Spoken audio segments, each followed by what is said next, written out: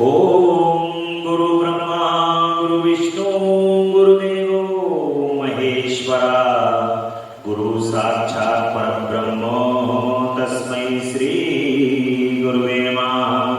अखंड मंडलाकारं व्याप्तेन चराचरं तत्पदं दर्शितं देवं तानमामि गुरुदेव।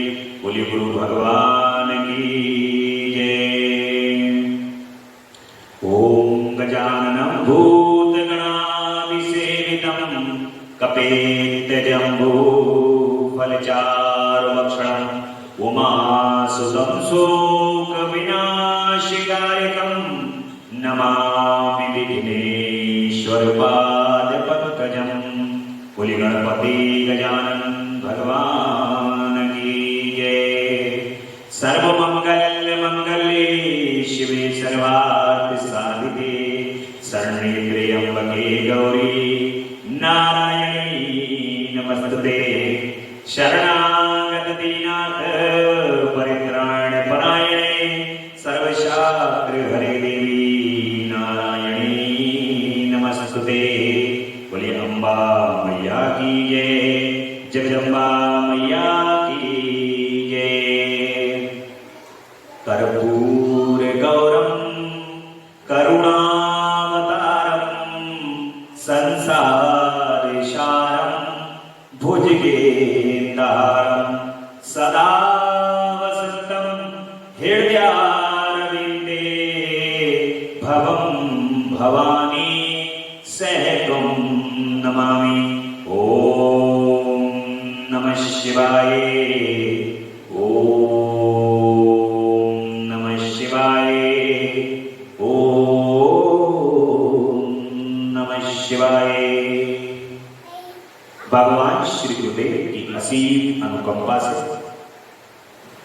माता पिता के आशीर्वाद और आप सभी भक्तों के भाग्य के कारण जगदम्बा पराअम्बा पराशक्ति की परम सानिध्यता, उनकी परम कृपा, भगवान भोलेनाथ की परम सानिध्यता और कृपा के कारण ही भगवान की इस अमृतमयी कथा को आज चतुर्दश यानी कि 4वां दिन है और बड़े प्रेम और स्नेह से इस कथा को आप सभी अपने हृदय में आत्मसात कर रहे हैं, उसका अमृत का पान कर रहे हैं। ये आनंद का बखान आप संसार के किसी भी रस को मिला करके नहीं कर सकते।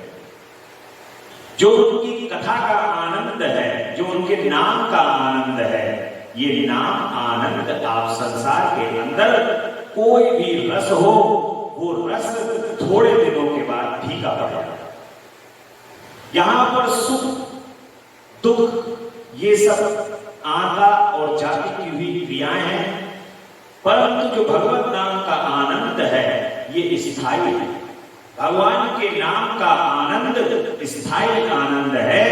इसलिए मैंने आपको शुरू में भी बताया था कि आनंद का कोई पर्यायवाची कोई विलोम नहीं है, क्योंकि आनंद भगवत नाम का जो आनंद है, उनकी कृपा से जो प्राप्त होने वाला आनंद है, वो कभी कम होने वाला नहीं है। ये तो निरंतर जितना लेते जाओगे और बढ़ता चला जाएगा और बढ़ते बढ़ते बढ़ते बढ़ते बढ़ते बढ़ते, चूंकि ये एक ऐसी क्रिया है वो अपने प्रभु की ओर बढ़ा देती है। ऐसा आनंद आने लगेगा कि बढ़ते जाओ और आनंद है, और बढ़ते जाओ और आनंद है, और बढ़ते जाओ और आनंद है, और फिर एक बार परमानंद से मुलाकात हो जाए। इस आनंद को लेते लेते लेते लेते परम आनंद जो है, परम आनंद है जिनका नाम है, उनसे मुलाकात हो जाती है। और उनसे जब मुलाकात हो जाती है तो ये आनंद परमानंद में परिवर्तित हो जाता है और वो परमानंद को ही मुक्ति कहा है।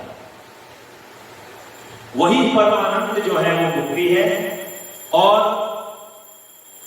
ब्रज के लोग, ब्रजवासी लोग तो ये कहते हैं कि हमें मुक्ति ना चाहिए दादा, हमें तो तुम्हारा परमानंद चाहिए। परम आनंद, तुम्हारी सानिध्यता, हर समय तुम्हारी याद में, तुम्हारे प्रेम में हम झूमते रहें, हमें तो वो चाहिए। तो वो प्रभु हमारे भोलेनाथ जगदीश्वर सभी स्वरूप उन्हीं के ही हैं। वो परम आनंद प्रदान करने के लिए कहते हैं कि ये हमारे कोटे के भक्त हैं, जो जिनको वो अपने में शामिल कर लेते हैं, जो भगवान के श्री चरण कमल के अंदर विलय हो जाते हैं, वे भक्त भगवान की लीला के अंदर भगवान उन्हें पुनः जागृत करते हैं, क्योंकि प्रभु को भी आनंद नहीं आता जब तक उनके भक्त नहीं होते। भगवान के अपने भक्तों के बगैर आनंद नहीं आता, इसलिए पुनः उनको जीवन प्रदान करके उनके साथ आनंद लेते हैं। आनंदित होने वाली जितनी भी, जैसे आप ब्रज के अंदर जब भगवान के निधिवन के अंदर घूमते हैं तो आपको सब वहां पर घूमने वाले जो गाइड हैं वो बताते हैं कि रात में ये सब गोपियां बन जाती हैं और वृक्ष लताएं बताएं सब जगह भगवान का रास होता है। रात में जितने बंदर हैं, अंदर एक भी बंदर नहीं रहता। बंदर दिन में तो बहुत बंदर है वहां पर, और रात में एक भी बंदर नहीं रहता वहां पर। दिन में वहां पर खूब चहल पहल रहती है, परंतु रात्रि में यदि कोई रुक भी जाता है तो वो सुबह में वो जीवित प्राप्त नहीं होता। ऐसा उस स्थान का महत्व है, क्योंकि वो रास की जगह है भगवान की। भगवान का महारास नित्य होता है, और यही कारण है कि भगवान की शयन आरती होने के बाद वृंदावन बिहारी जी की सीधे निधिवन चले जाते हैं, और वहां जाने के बाद रास सुबह 4 बजे तक होता है, और 4 बजे जब वो लौट के आते हैं तो कुछ देर निद्रा करने के पश्चात सुबह 8 बजे मंदिर खुलने का, 7:30 8 बजे मंदिर खुलने का समय है। इसीलिए वहां पर मंगला आरती का प्रचलन नहीं है। बिहारी जी ने कई बार कहा, लोगों ने सुबह कोशिश की, लेकिन बिहारी जी ने खुद स्वयं अपने मुख से कहा कि मेरी मंगला आरती चूंकि 4 बजे मैं आता हूं, और 4 बजे तो मंगला आरती 5 बजे करना प्रारंभ कर दोगे तो मेरे पास तो जब मैं वहां से आया सीधे फिर इधर आकर के तुरंत तुम मुझे जगा दोगे। इसलिए कहते हैं कि सोम दो। और ये हरिदास जी महाराज की बड़ी परम कृपा है, जो श्री वृंदावन धाम में आप जाकर के भगवान बांके बिहारी जी के साक्षात स्वरूप उनके दर्शन करते हैं। तो ऐसे हैं हमारे प्रभु, सब कुछ बताते हैं, बोलते हैं, बातचीत करते हैं, उत्तर देते हैं, जो पूछोगे वो बताते भी हैं, परंतु उसके लिए आपको उनका आनंद लेना आवश्यक है। जब आनंद लोगे और परमानंद से जब मिल जाओगे तो परमानंद तुम्हें एक एक करके सब कुछ बताने भी लगेंगे कि ऐसा करना है, ऐसा करो, वही परम आनंद है। ये आनंद लेते लेते लेते लेते लेते लेते परम आनंद से मुलाकात हो जाती है, और परम आनंद फिर सब आपसे बातचीत करना प्रारंभ कर देता है। भगवान की बड़ी अमृतमयी कथा, जिसका पाठ आप 14 दिन से लगातार कर रहे हैं, ये कथा के पूर्व के प्रसंग में दक्ष प्रजापति के यहाँ पर जगदम्बा प्रकट होकर के और विवाह का प्रस्ताव देवताओं को चूंकि अपने कार्य सिद्ध करने हैं, उनको बड़ी चिंता है कि भगवान शिव का विवाह हो जाए। इनका विवाह अगर हो जाएगा तो सारे राक्षस तो जो है वो सब ब्रह्मा, विष्णु और रुद्र के द्वारा उनका पद हो जाएगा। परंतु यदि इनके पुत्रों के द्वारा जो पद होने हैं राक्षसों के, वो जीवित रह जाएंगे और फिर वो हमें दुखी करेंगे। इस स्वार्थ को सिद्ध करने के लिए भगवान शिव और शिवा की प्रार्थना करने लगते हैं।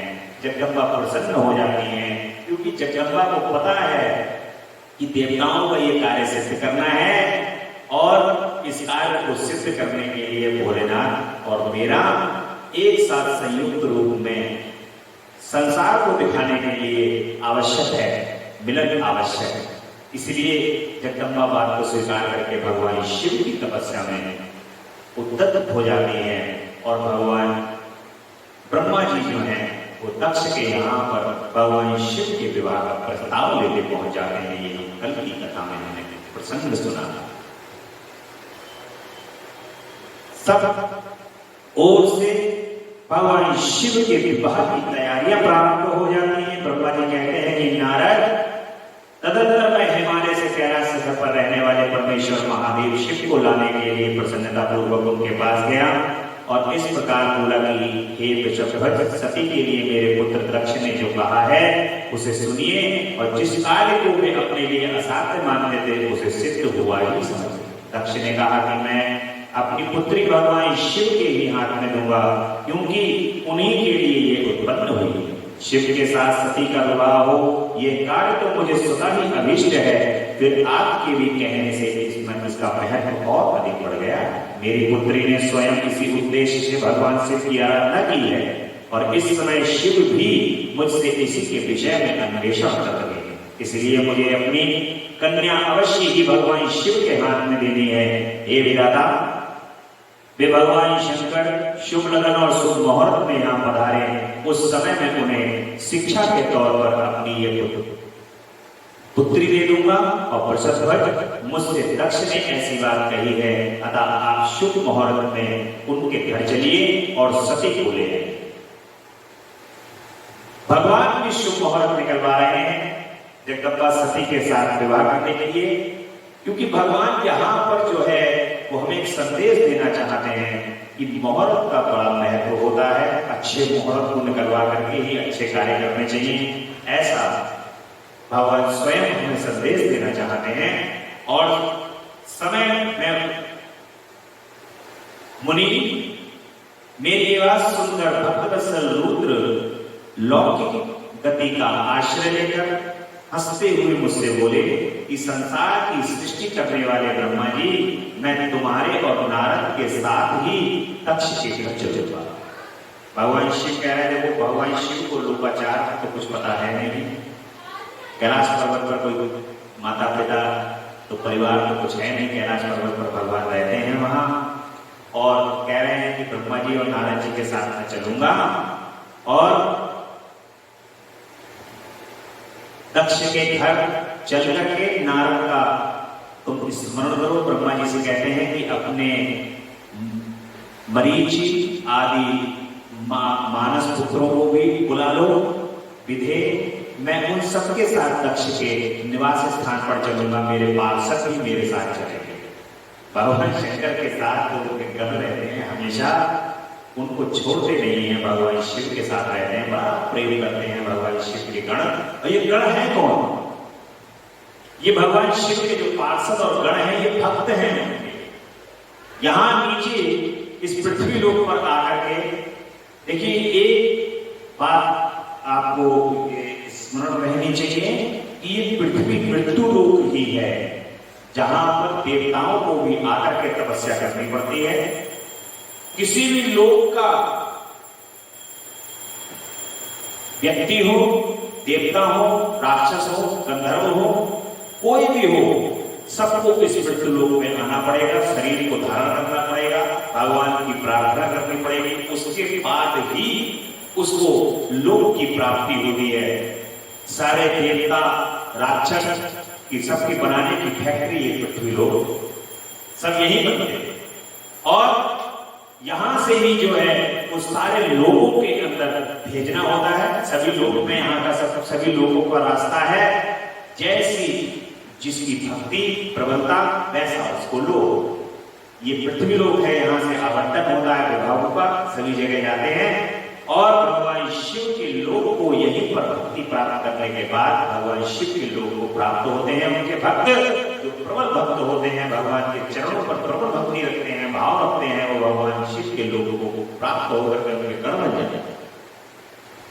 और ये गण भक्त तो भक्त है, भगवान को छोड़ते नहीं है, ये कहाँ जाएंगे, वो उन्हें भी उनके बगैर चैन नहीं है। इसलिए भगवान शिव जो है जैसा भक्त कर रहे होते हैं वैसा ही उनके साथ मस्ती लेते हैं, आनंद लेते हैं। नारद लोकाचार के निर्वाह में लगे हुए भगवान शिव के इस प्रकार आज्ञा देने पर मैंने तुम्हारा और मरीचि आदि पुत्रों का भी स्मरण किया। मेरे याद करते ही तुम्हारे साथ मेरे सभी मानस पुत्र आदि भावना लिए शीघ्र ही वहां आ पहुंचे। उत्तम समय पर तुम सब लोग हर्ष से कल प्रफुल्लित हो रहे थे। फिर रुद्र ने स्मरण करने पर शिव भक्तों के सम्राट भगवान विष्णु भी अपने सैनिकों तथा कमला देवी के साथ गरुड़ पर आरूढ़ होकर के तुरंत वहां पर आ जाते हैं। चैत्र मास के शुक्ल पक्ष की त्रयोदशी तिथि में रविवार को पूर्वा फाल्गुनी नक्षत्र में मुझ ब्रह्मा विष्णु आदि समस्त देवताओं के साथ महेश्वर ने विवाह के लिए यात्रा की। मार्ग में उन देवताओं और ऋषियों के साथ यात्रा करते हुए भगवान शंकर बड़ी शोभा पा रहे थे और वहीं जाते हुए देवताओं मुनियों तथा आनंद मन वाले प्रथम गुणों का रास्ते में बड़ा उत्सव होता था। भगवान शिव की इच्छा से वृषभ, व्याघ्र, सर्प, जटा और चंद्रकला आदि सब के सब उनके यथा योग आभूषण बन गए थे।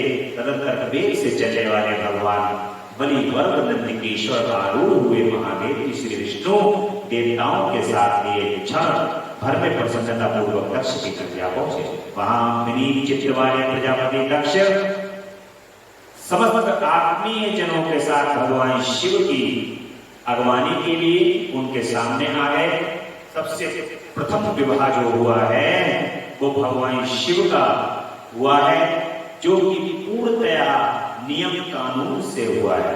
भगवान शंकर परिवार वाले नहीं हैं, लेकिन फिर भी उनका विवाह जो है बाकायदा सूचना भेजी गई है, उधर से सूचना आई है, फिर इधर से ये गए हैं, फिर शादी हुई है।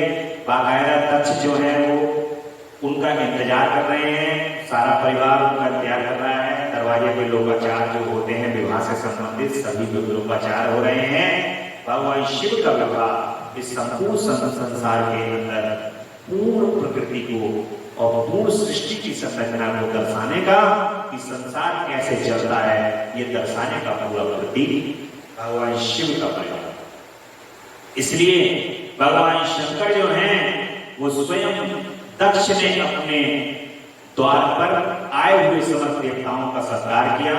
वे सब लोग सुश्रेष्ठ शिव को बैठाकर अपने पार्श्व भाग में बैठ जाते हैं। सभी जितने बाराती आए हैं संग में भगवान शंकर के सबका दक्ष बड़ा सत्कार कर रहे हैं, सम्मान कर रहे हैं, क्योंकि ऐसा कहा जाता है कि बाराती जो है वो एक ही बार पहुंचता है लड़की वाले के दरवाजे पर, उसके बाद तो हमेशा दूल्हे का ही आना जाना होता। तो इसलिए कहा जाता है कि जो बाराती आए हुए हैं उनका सम्मान सत्कार बहुत अच्छा होना चाहिए, उनका अच्छे से सम्मान होता है। तो उनको रहता है कि हाँ हम उस 20 साल के बाद भी उनको उस विवाह का ध्यान रहता है कि बड़ा अच्छा स्वागत हमारा सम्मान हुआ, सत्कार हुआ। इसलिए बारातियों का स्वागत जो है वो अच्छा होना चाहिए संसार के हिसाब से भी। और दक्ष के मन में बड़ी प्रसन्नता थी, उन्होंने सर्वेश्वर शिव को उत्तम आसन देकर स्वयं ही विधि पूर्वक उनका पूजन। तत्पश्चात श्री विष्णु मेरा ब्राह्मणों का, देवताओं का और समस्त शिवगणों का भी यथोचित सम्मान पूजनीय पुरुषों सबका बड़ा सम्मान किया दक्ष प्रजापति ने। तब मैं भी हर्ष बड़े हृदय से बहुत अच्छा कहकर उठा और सारा कार्य करने लगा। तदंतर ग्रहों के बल से युक्त शुभ लगन और मुहूर्त में दक्ष ने हर्षपूर्वक अपनी पुत्री सती का हाथ भगवान शंकर के हाथ में दे दिया। उस समय हर्ष से भरे हुए भगवान ऋषभ ने वैवाहिक विधि से सुंदर दक्ष कन्या का पाणी ग्रहण किया। फिर मैंने श्री हरि ने, तुम तथा अन्य मुनियों ने, देवताओं ने और प्रथम गणों ने भगवान शिव को प्रणाम किया और सबने नाना प्रकार की स्तुतियां की। अब तो जो है बड़ा हर्ष का विषय चूंकि इसलिए भी है कि जगत पिता के साथ जगत माता भी अब विराजित हो गई हैं, जिसकी सबको अभिलाषा थी। दोनों के साक्षात बड़े अद्भुत दर्शन हो रहे हैं। पर देवता बड़े हर्ष से भरे हुए हैं, आनंद ले रहे हैं। और माता सती जो है भगवान शिव के द्वारा शिव के साथ फेरे ले रही हैं, फेरे हो रहे हैं। दक्ष ने दान कर दिया है माता को, माता सती को भगवान शिव के लिए।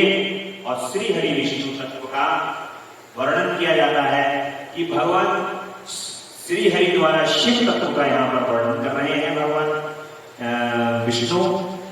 उस समय पर माता सती और भगवान शिव का जब विवाह हुआ है, गणेश जी तो थे नहीं उस समय, गणेश जी का स्थान उस समय भगवान विष्णु थे। सर्वप्रथम भगवान विष्णु को साक्षी मान करके और माता सती और भगवान शिव को वहां पर पूजन करके दक्ष ने जो है वो माता सती को भगवान शिव के हाथों में सौंप दिया।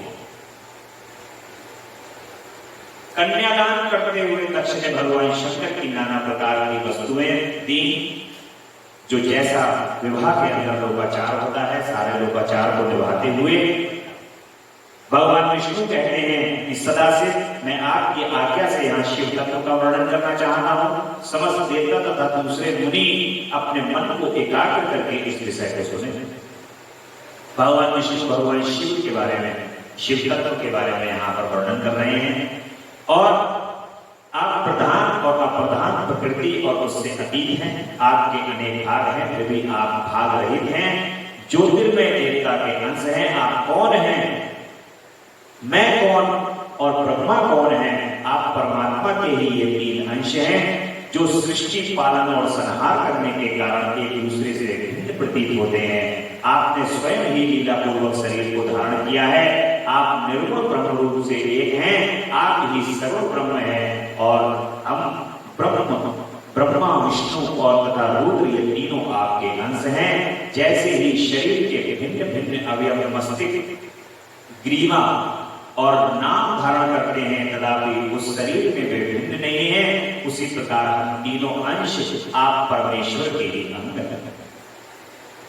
परम ब्रह्म से इन तीनों ब्रह्मों की उत्पत्ति हुई है और ये तीनों ब्रह्म जो है सृष्टि को सृष्टि करता है, पालन करता है और संहार करता है। यही ब्रह्म है, यही ब्रह्म इस सारे संपूर्ण संसार को बताते हैं और ये तीनों ही एक हैं। ब्रह्मा जी कहते हैं कि मुनीश्वर भगवान विष्णु की यह बात सुनकर महादेव प्रसन्न हो जाते हैं और तदंतर उस विवाह के यज्ञ स्वामी यजमान परमेश्वर से प्रसन्न होकर लौकिक गति का आश्रय में हाथ जोड़कर खड़े हुए कहते हैं कि हे ब्रह्मा, आपने सारा वैवाहिक कार्य बड़ी अच्छी तरीके से संपन्न कराया है। अब मैं प्रसन्न हूँ। आप मेरे आचार्य हैं, बताइए आपको क्या मैं दक्षिणा दूं? भगवान शिव कहते हैं ब्रह्मा जी से कि आप मेरे आचार्य हैं, विवाह कराने वाले, अब आप बताइए कि मैं आपको क्या दक्षिणा दूं?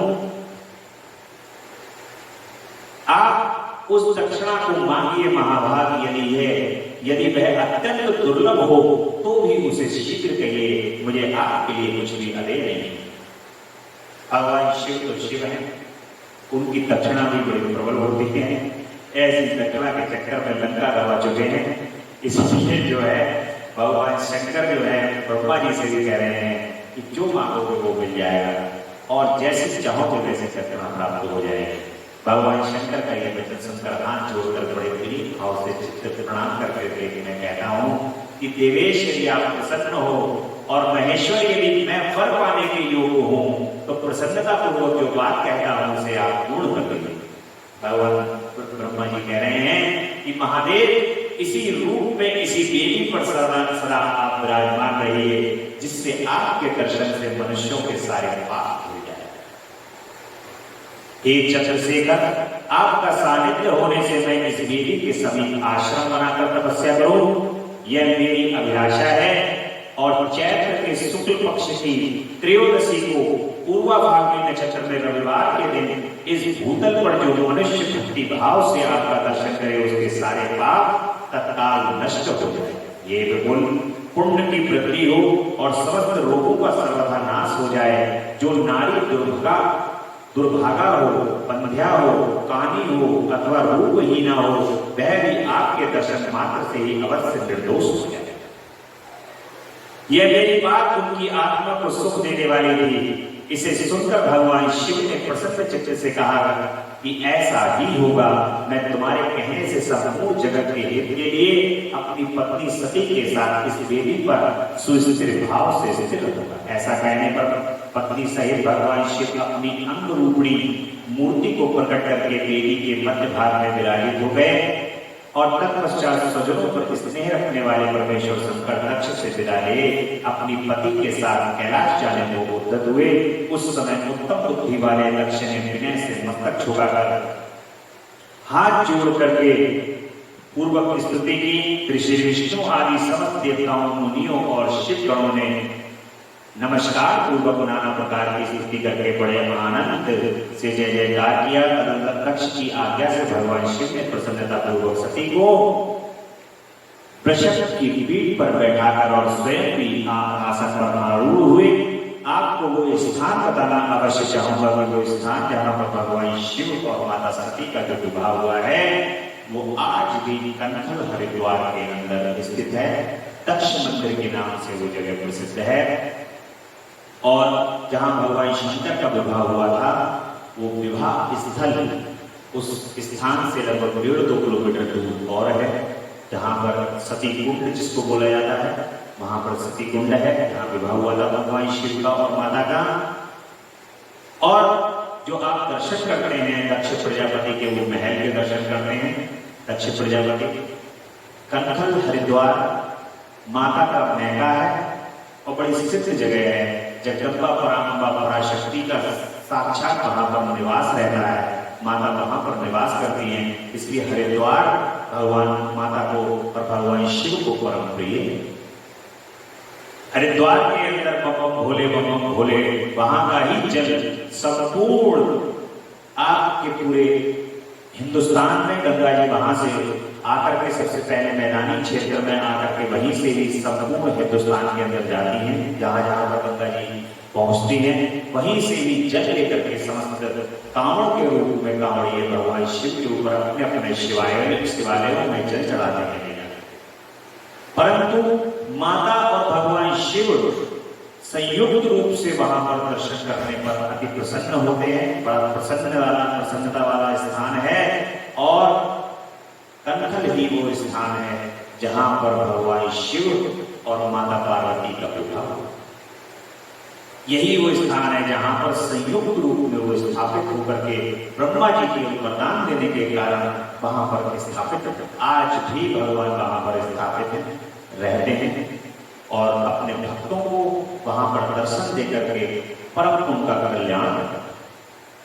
सूत जी कहते हैं कि मुनियों, पूर्व काल में स्वयं भू मनवंतर में भगवान शिव और सती का जिस प्रकार विवाह हुआ वह सारा प्रसंग मैंने तुमसे कह दिया।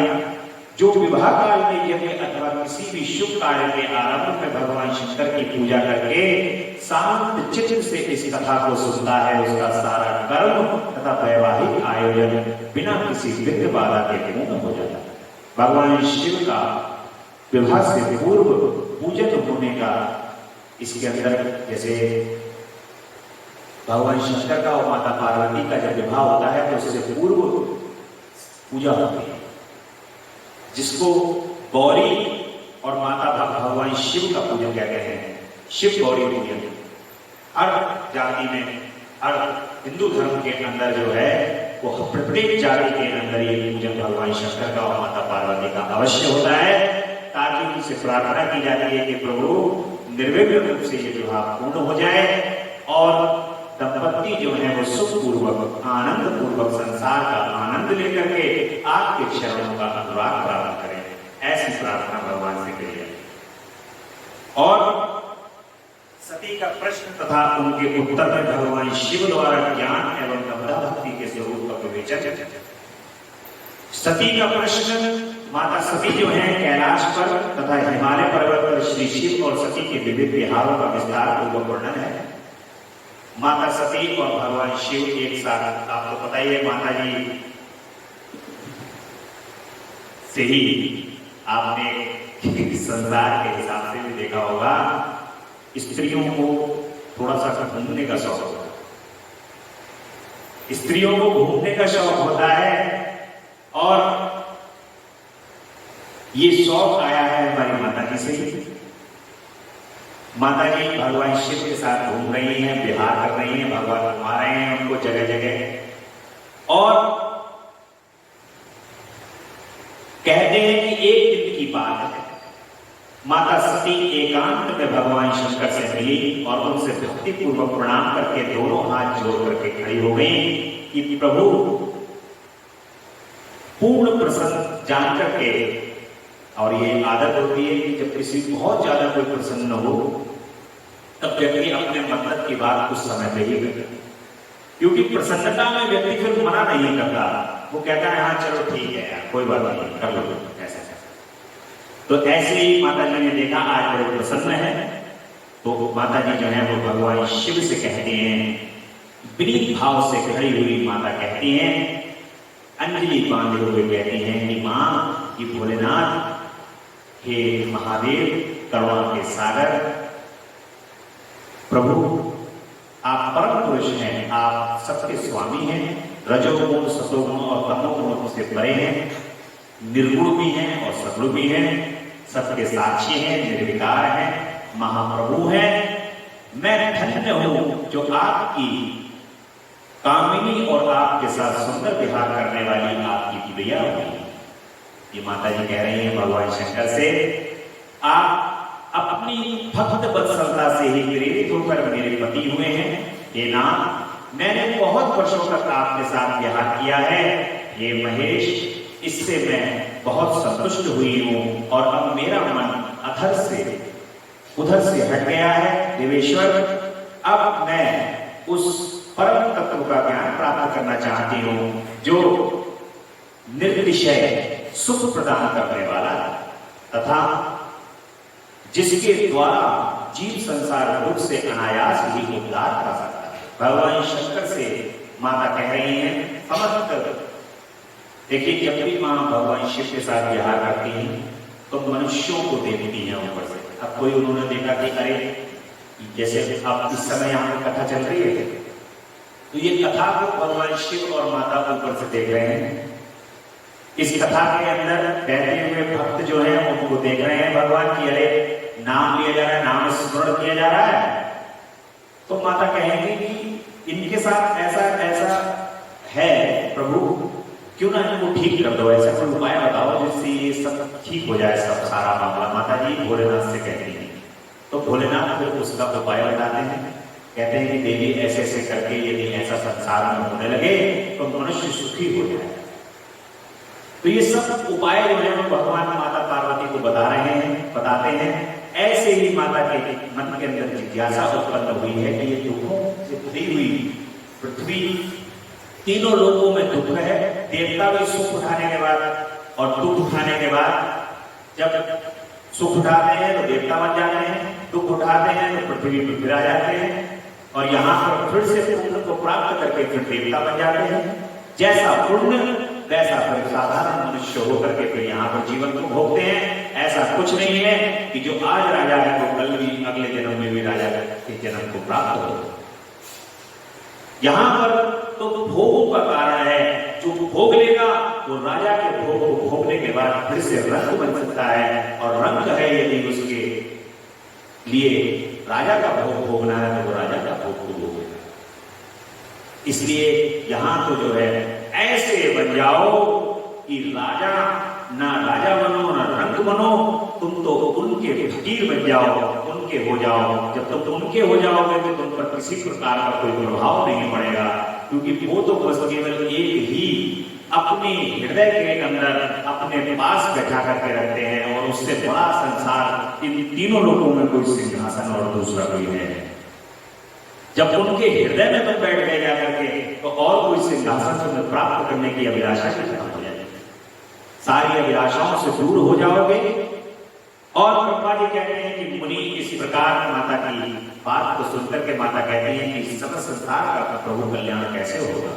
ये सब है आदि शक्ति महेश्वरी सती ने केवल जीवों के उद्धार के लिए जब उत्तम भक्ति भाव के साथ भगवान शंकर से प्रश्न किया है, तब उनके इस प्रकार प्रश्न को सुनकर स्वेच्छा से शरीर धारण करने वाले तथा योग के द्वारा भोग विरक्त चित्र वाले स्वामी शिव ने अत्यंत प्रसन्न होकर के माता से कह दिया कि देवी, हे परमेश्वरी, मैं उसी परम तत्व का वर्णन करता हूं जिससे वासनाबद्ध जीव तत्काल मुक्त हो सकता है।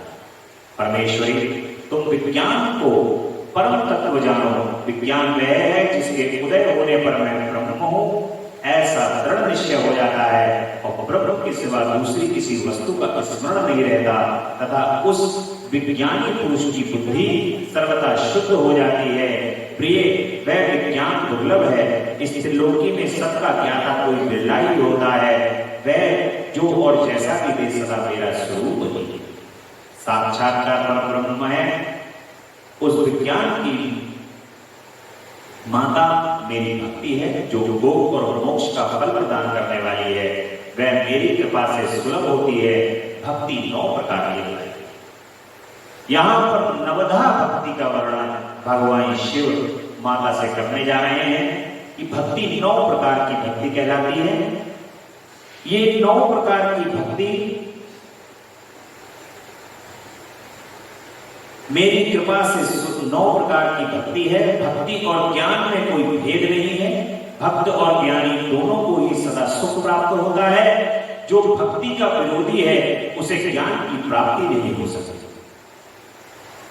ज्ञानी लोग जो हैं ज्ञान को प्राप्त करने के बाद कहते हैं कि नहीं, ज्ञान के द्वारा ही भगवान की प्राप्ति होती है, तो ये बात मिथ्या है। भगवान कह रहे हैं कि जो ज्ञानी होकर के भक्त का अपमान करता है, जो सोचता है कि ज्ञान ही सब कुछ है, तो उसको भी कभी भी प्राप्त नहीं हो सकता।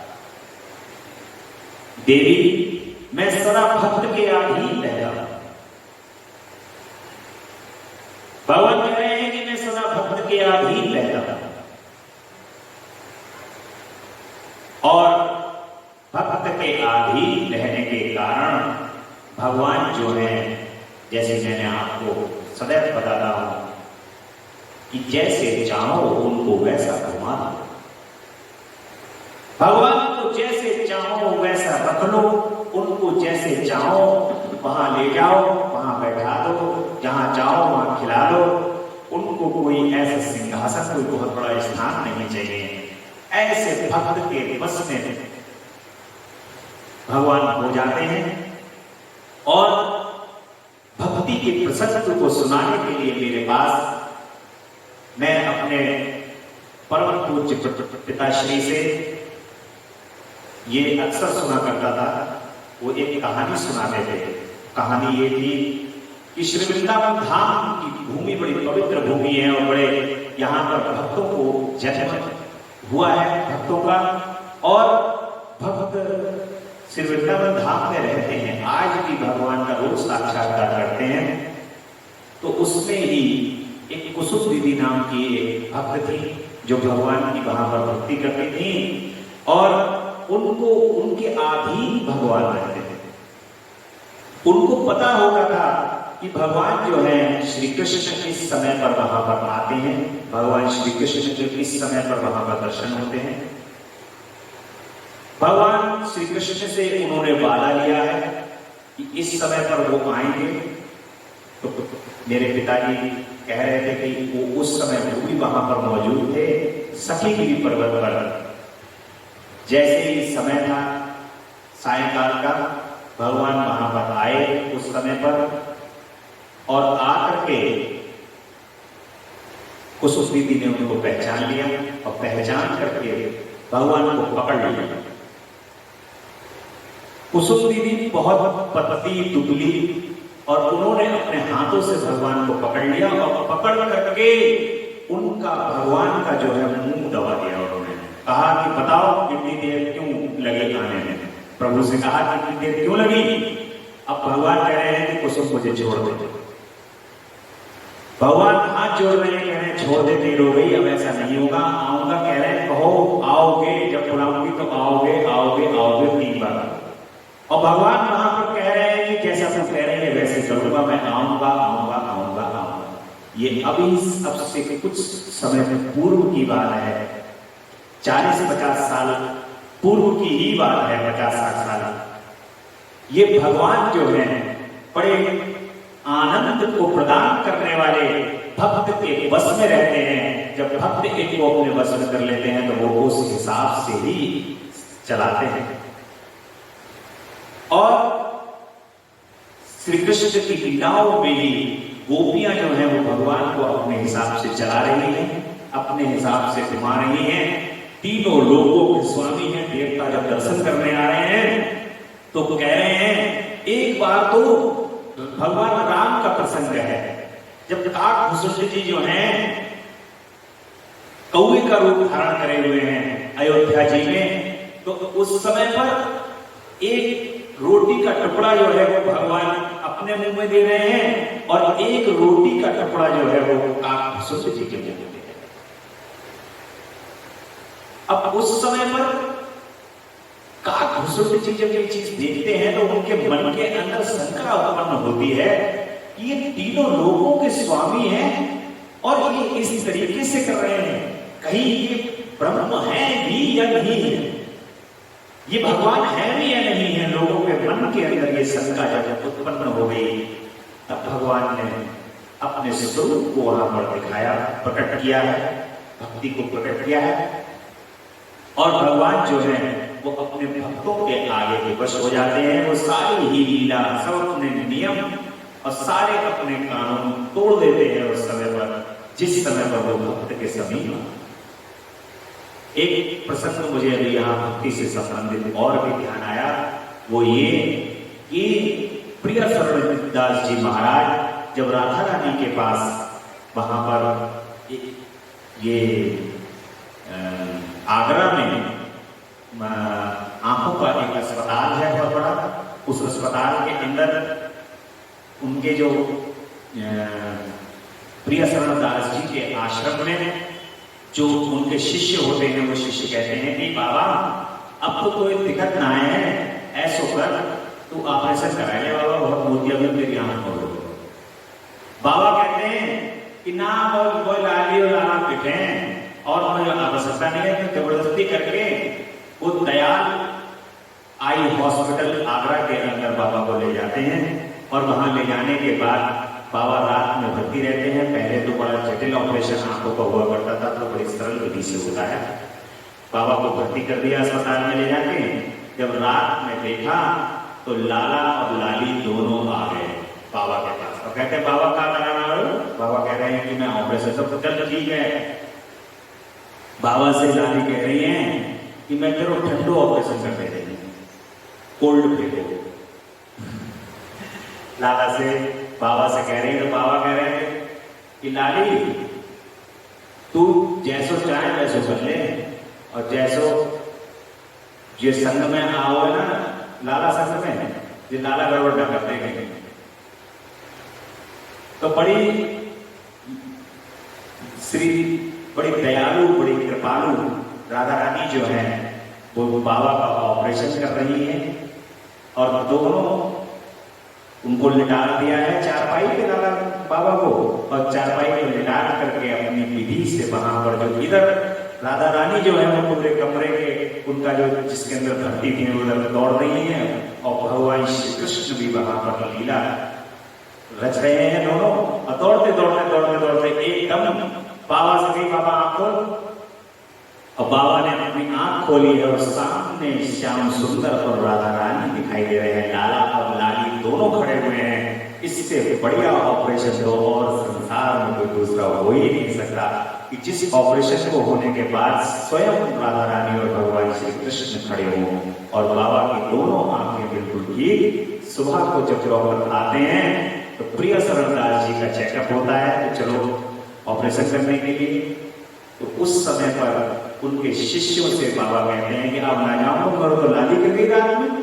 लाली आई और आए करके रात में आके और पूरा ऑपरेशन पूरा कर गई, और मुझे अब सब दिखाई दे रहा है। तो जब जिस समय पर उनका दोनों आंखों पर एक साथ ऑपरेशन कर गई राधा रानी, क्योंकि दोनों मोतियाबिंद उनके खत्म, दोनों आंखें साफ बिल्कुल। वहां पर उस समय पर आज भी वहां दर्ज है प्रिय शरणदास जी के नाम से उस अस्पताल के अंदर। वहां पर दोनों आंखें बाबा की रात में मोतियाबिंद से विकसित थी और सुबह को दोनों आंखें साफ मिली।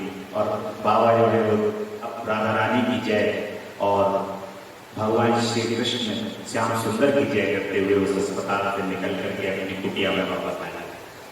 ऐसी लीला माता भगवान जो है वो भक्तों के साथ करते हैं। राधा रानी की लीला तो अन्यत्र है, अनंत लीलाएं हैं, और इस ब्रज भूमि के अंदर भगवान ने अनंत लीलाएं की हैं, भक्तों को परम आनंद दिया है। क्योंकि वो परम भक्ति, परम आनंद को देने के लिए ही भगवान ने उस समय पर अपना अवतार प्राप्त किया। उसी के संबंधित भगवान जो है नौ भक्ति, नवधा भक्ति का यहाँ पर वर्णन करते हैं। इसमें संशय नहीं है कि सती भक्ति दो प्रकार की होती है। सब सगुण और निर्गुण, जो शास्त्र विधि से प्रेरित और स्वामी की हृदय से सहज अनुसरण से प्रेरित भक्ति होती है, वह श्रेष्ठ है।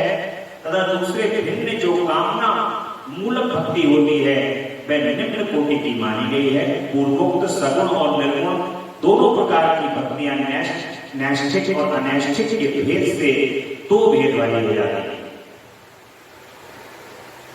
इस प्रकार से 6 प्रकार की भक्ति 6 प्रकार की हो जाती है। अनैष्ठिक एक ही प्रकार की कही गई है। विद्वान पुरुष विहिता और अविहिता आदि भेद से उसे अनेक प्रकार से मानते हैं। इस द्विविध भक्तियों के बहुत से भेद होने के कारण इनके तत्व अन्यत्र वर्णन किया गया है। प्रिय मुनियों ने सगुणा और निर्गुणा दोनों भक्तियों के 9 अंग बताए हैं।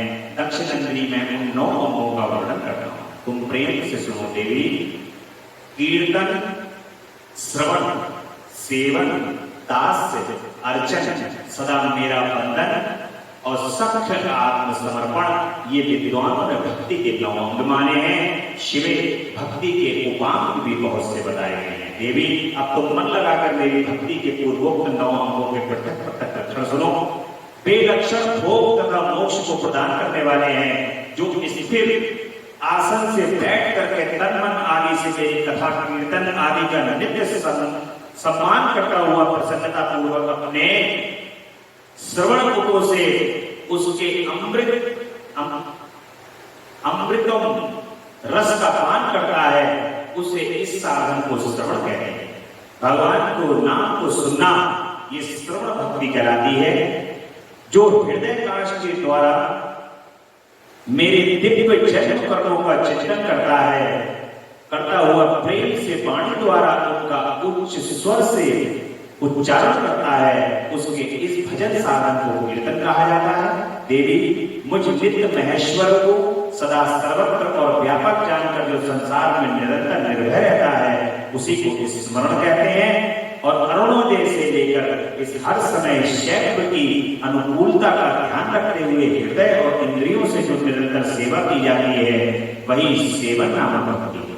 अपने को प्रभु का किंकर समझकर हृदयामृत के भोग से स्वामी सदा प्रिय संपादन करना दास्य भक्ति कहा जाता है। अपने धन वैभव के अनुसार शास्त्रीय विधि से मुझ परमात्मा को सदा पाद्य आदि 16 उपचारों का जो समर्पण करता है, उसे अर्चन कहते हैं। मन से उच्चारण पूर्वक 8 अंगों से भूतल का स्पर्श करते हुए जो इष्ट देव को नमस्कार किया जाता है, उसे वंदन कहते हैं। ईश्वर मंगल तथा अमंगल जो कुछ भी करता है, वह सब मेरे मंगल के लिए ही है, ऐसा दृढ़ विश्वास रखता हुआ शक्त भक्ति का लक्षण। देह आदि जो भी अपनी कही जाने वाली वस्तु है, वह सब भगवान की प्रसन्नता के लिए उन्हीं को समर्पित करके अपने निर्वाह के लिए भी कुछ बचा कर न रखना अथवा निर्वाह की चिंता से रहित हो जाना आत्मसमर्पण कहलाता है। ये मेरी भक्ति के 9 अंग हैं। भगवान कह रहे हैं कि श्रवण, कीर्तन, स्मरण, सेवन, दास्य, अर्चन, सदा मेरा वंदन, सख्य और आत्मसमर्पण, ये 9 प्रकार की भक्तियां हैं। इस तरीके से देखे होंगे आपने, हर भक्त भगवान का अलग अलग, कुछ भक्त जो हैं वो भगवान पे आत्मसमर्पण कर देते हैं कि प्रभु सब सारा समर्पित है, परंतु संसार की मोह माया में सब कुछ समर्पण बड़ा मुश्किल है। पहले भक्ति जो है वो कहां से प्रारंभ होती है, पहले सुनो। ये इसके प्रकार कि पहले आप सुनोगे तो फिर कीर्तन करोगे।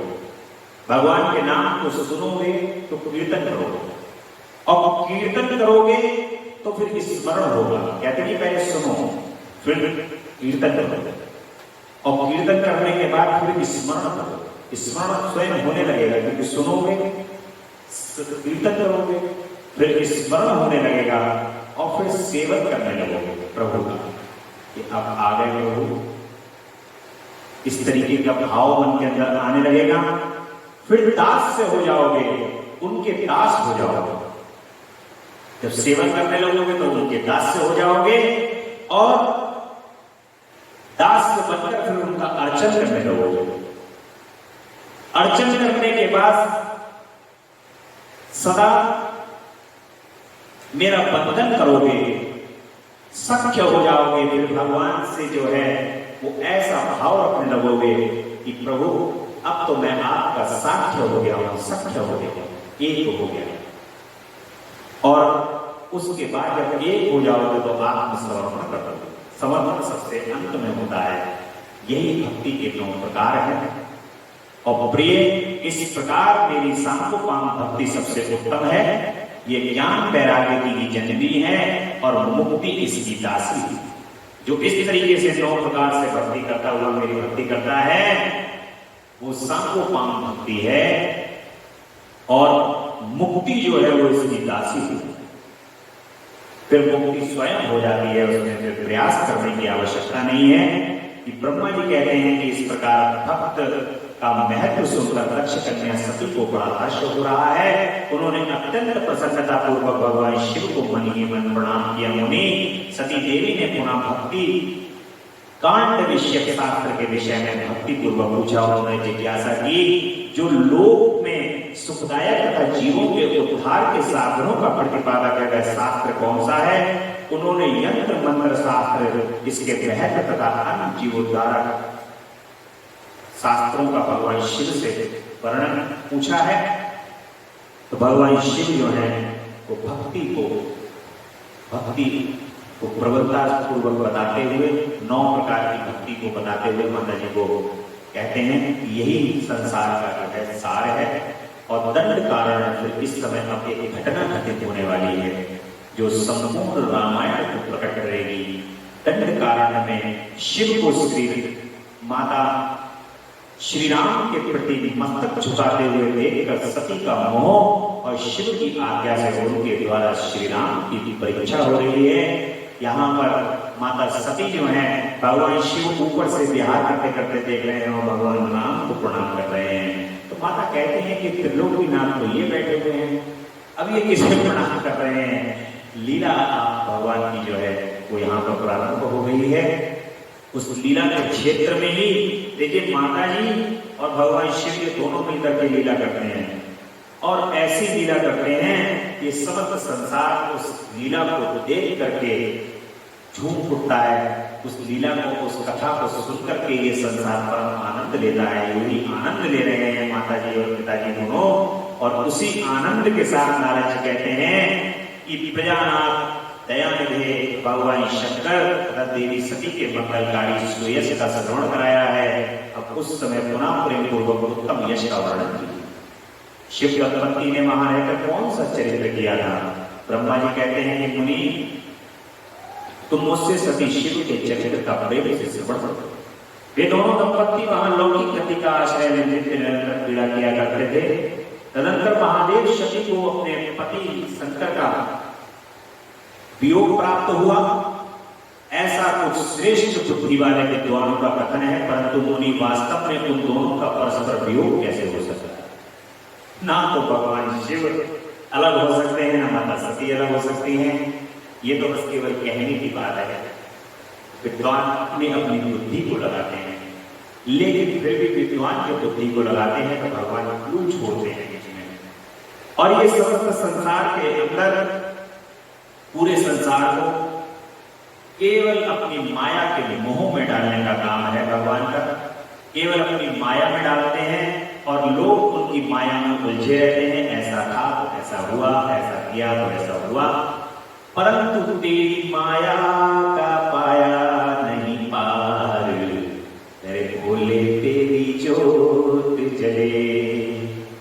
तेरी माया को हमने पार नहीं पा सके तो हम ये कैसे समझ लेंगे तुम आप क्या करने वाले हो। आपकी लीला को हम कैसे समझ सकते हैं। जिस लीला को समझने के लिए स्वयं ब्रह्मा जी और विष्णु जी भी प्रयासरत है, उस लीला को साधारण मनुष्य कैसे समझ सकते हैं, वो कैसे हम जान सकते हैं प्रभु। क्योंकि भगवान शिव और माता अब क्या करने वाले हैं, अब क्या होने वाला है और ये लीला उन्होंने क्यों की, इसका उत्तर तो स्वयं भगवान शिव ही माता को देते हैं। तब संसार को पता चलता है। सारे उत्तर जब भगवान स्वयं देते हैं कि ऐसा ऐसा मैंने इसलिए दिया है, इसलिए वो उत्तर जो है, माता इतनी दयालु है, वो सारे उत्तर फिर वो नीचे अपने भक्तों को प्रदान कर देती हैं और उनके भक्त जो हैं वो उसको लेकर के निहाल होते हैं, भगवान शिव की महिमा को जानते हैं। इसलिए भगवान की उस लीला को करने के लिए दोनों वाणी और अर्थ के समान एक दूसरे से सदा मिले जुले हैं। शक्ति और शक्तिमान है। शिव जो है वो शक्ति को पाकर ही शक्तिमान है और चित्त स्वरूप है, फिर भी उनमें लीला विषय रुचि होने के कारण वह सब कुछ संगठित हो जाता हो सकता है। सती और शिव यद्यपि ईश्वर हैं तो भी लौकिक रीति का अनुसरण करते, जो लीलाएं करते हैं वे सब संभव है। दक्ष कन्या सती ने जब देखा कि मेरे पति मुझे त्याग किया है, तब वे अपने पिता दक्ष के यज्ञ में गई और भगवान शंकर का अनादर देख उन्होंने अपने शरीर को त्याग दिया। वे ही सती पुनः हिमालय के घर पार्वती के घर में प्रकट हुई हैं और बड़ी भारी तपस्या करके उन्होंने विवाह के द्वारा पुनः भगवान शिव को प्राप्त कर लिया है।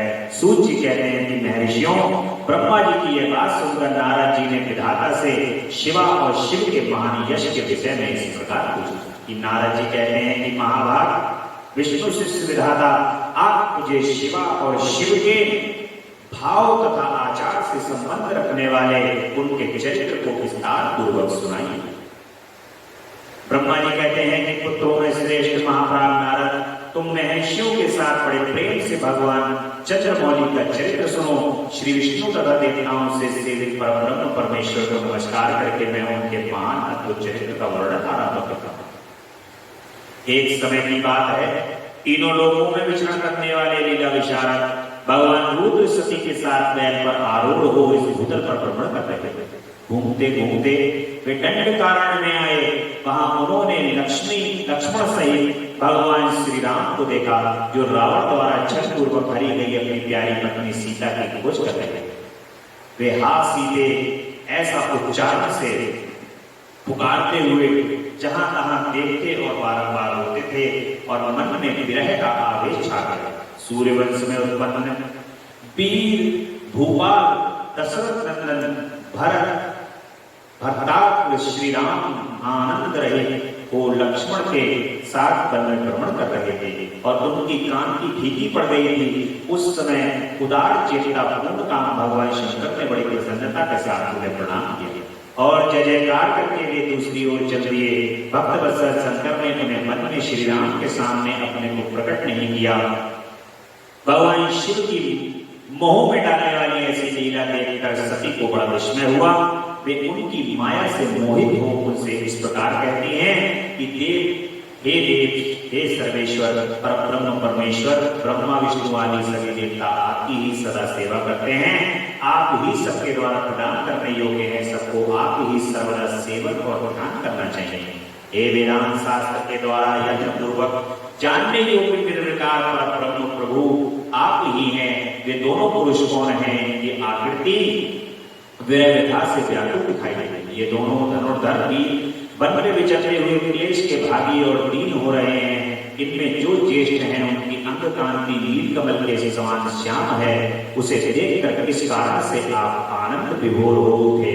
आपका चित्त क्यों अत्यंत प्रसन्न हो गया?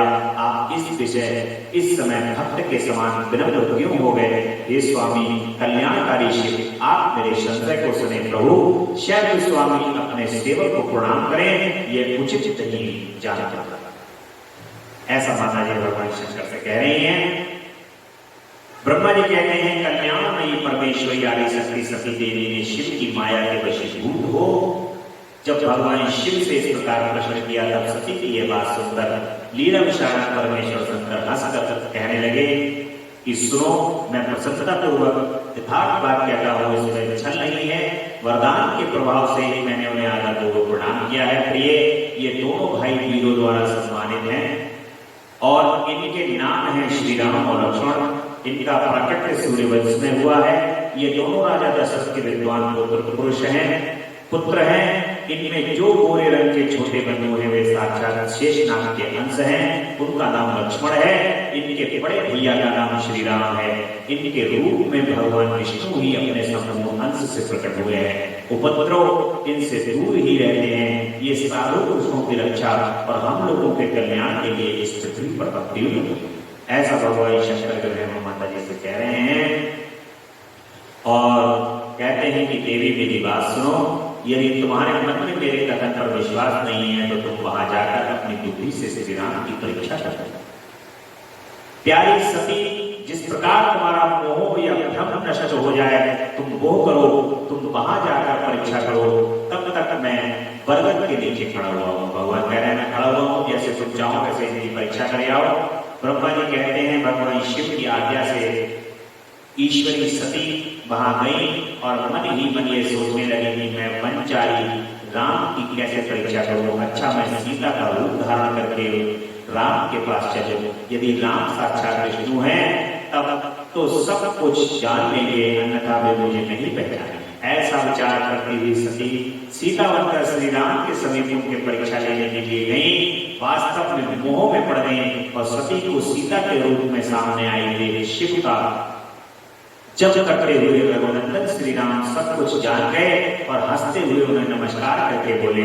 भगवान कहते हैं आपको नमस्कार है, आप प्रेम पूर्वक बताएं भगवान शंभू कहाँ गए हैं? आप पति के बिना अकेली ही इस वन में क्यों आई हो माँ? देवी, आपने अपना रूप त्याग कर किस लिए ये नूतन रूप धारण कर लिया है? मुझ पर कृपा करो और इसका कारण बताओ।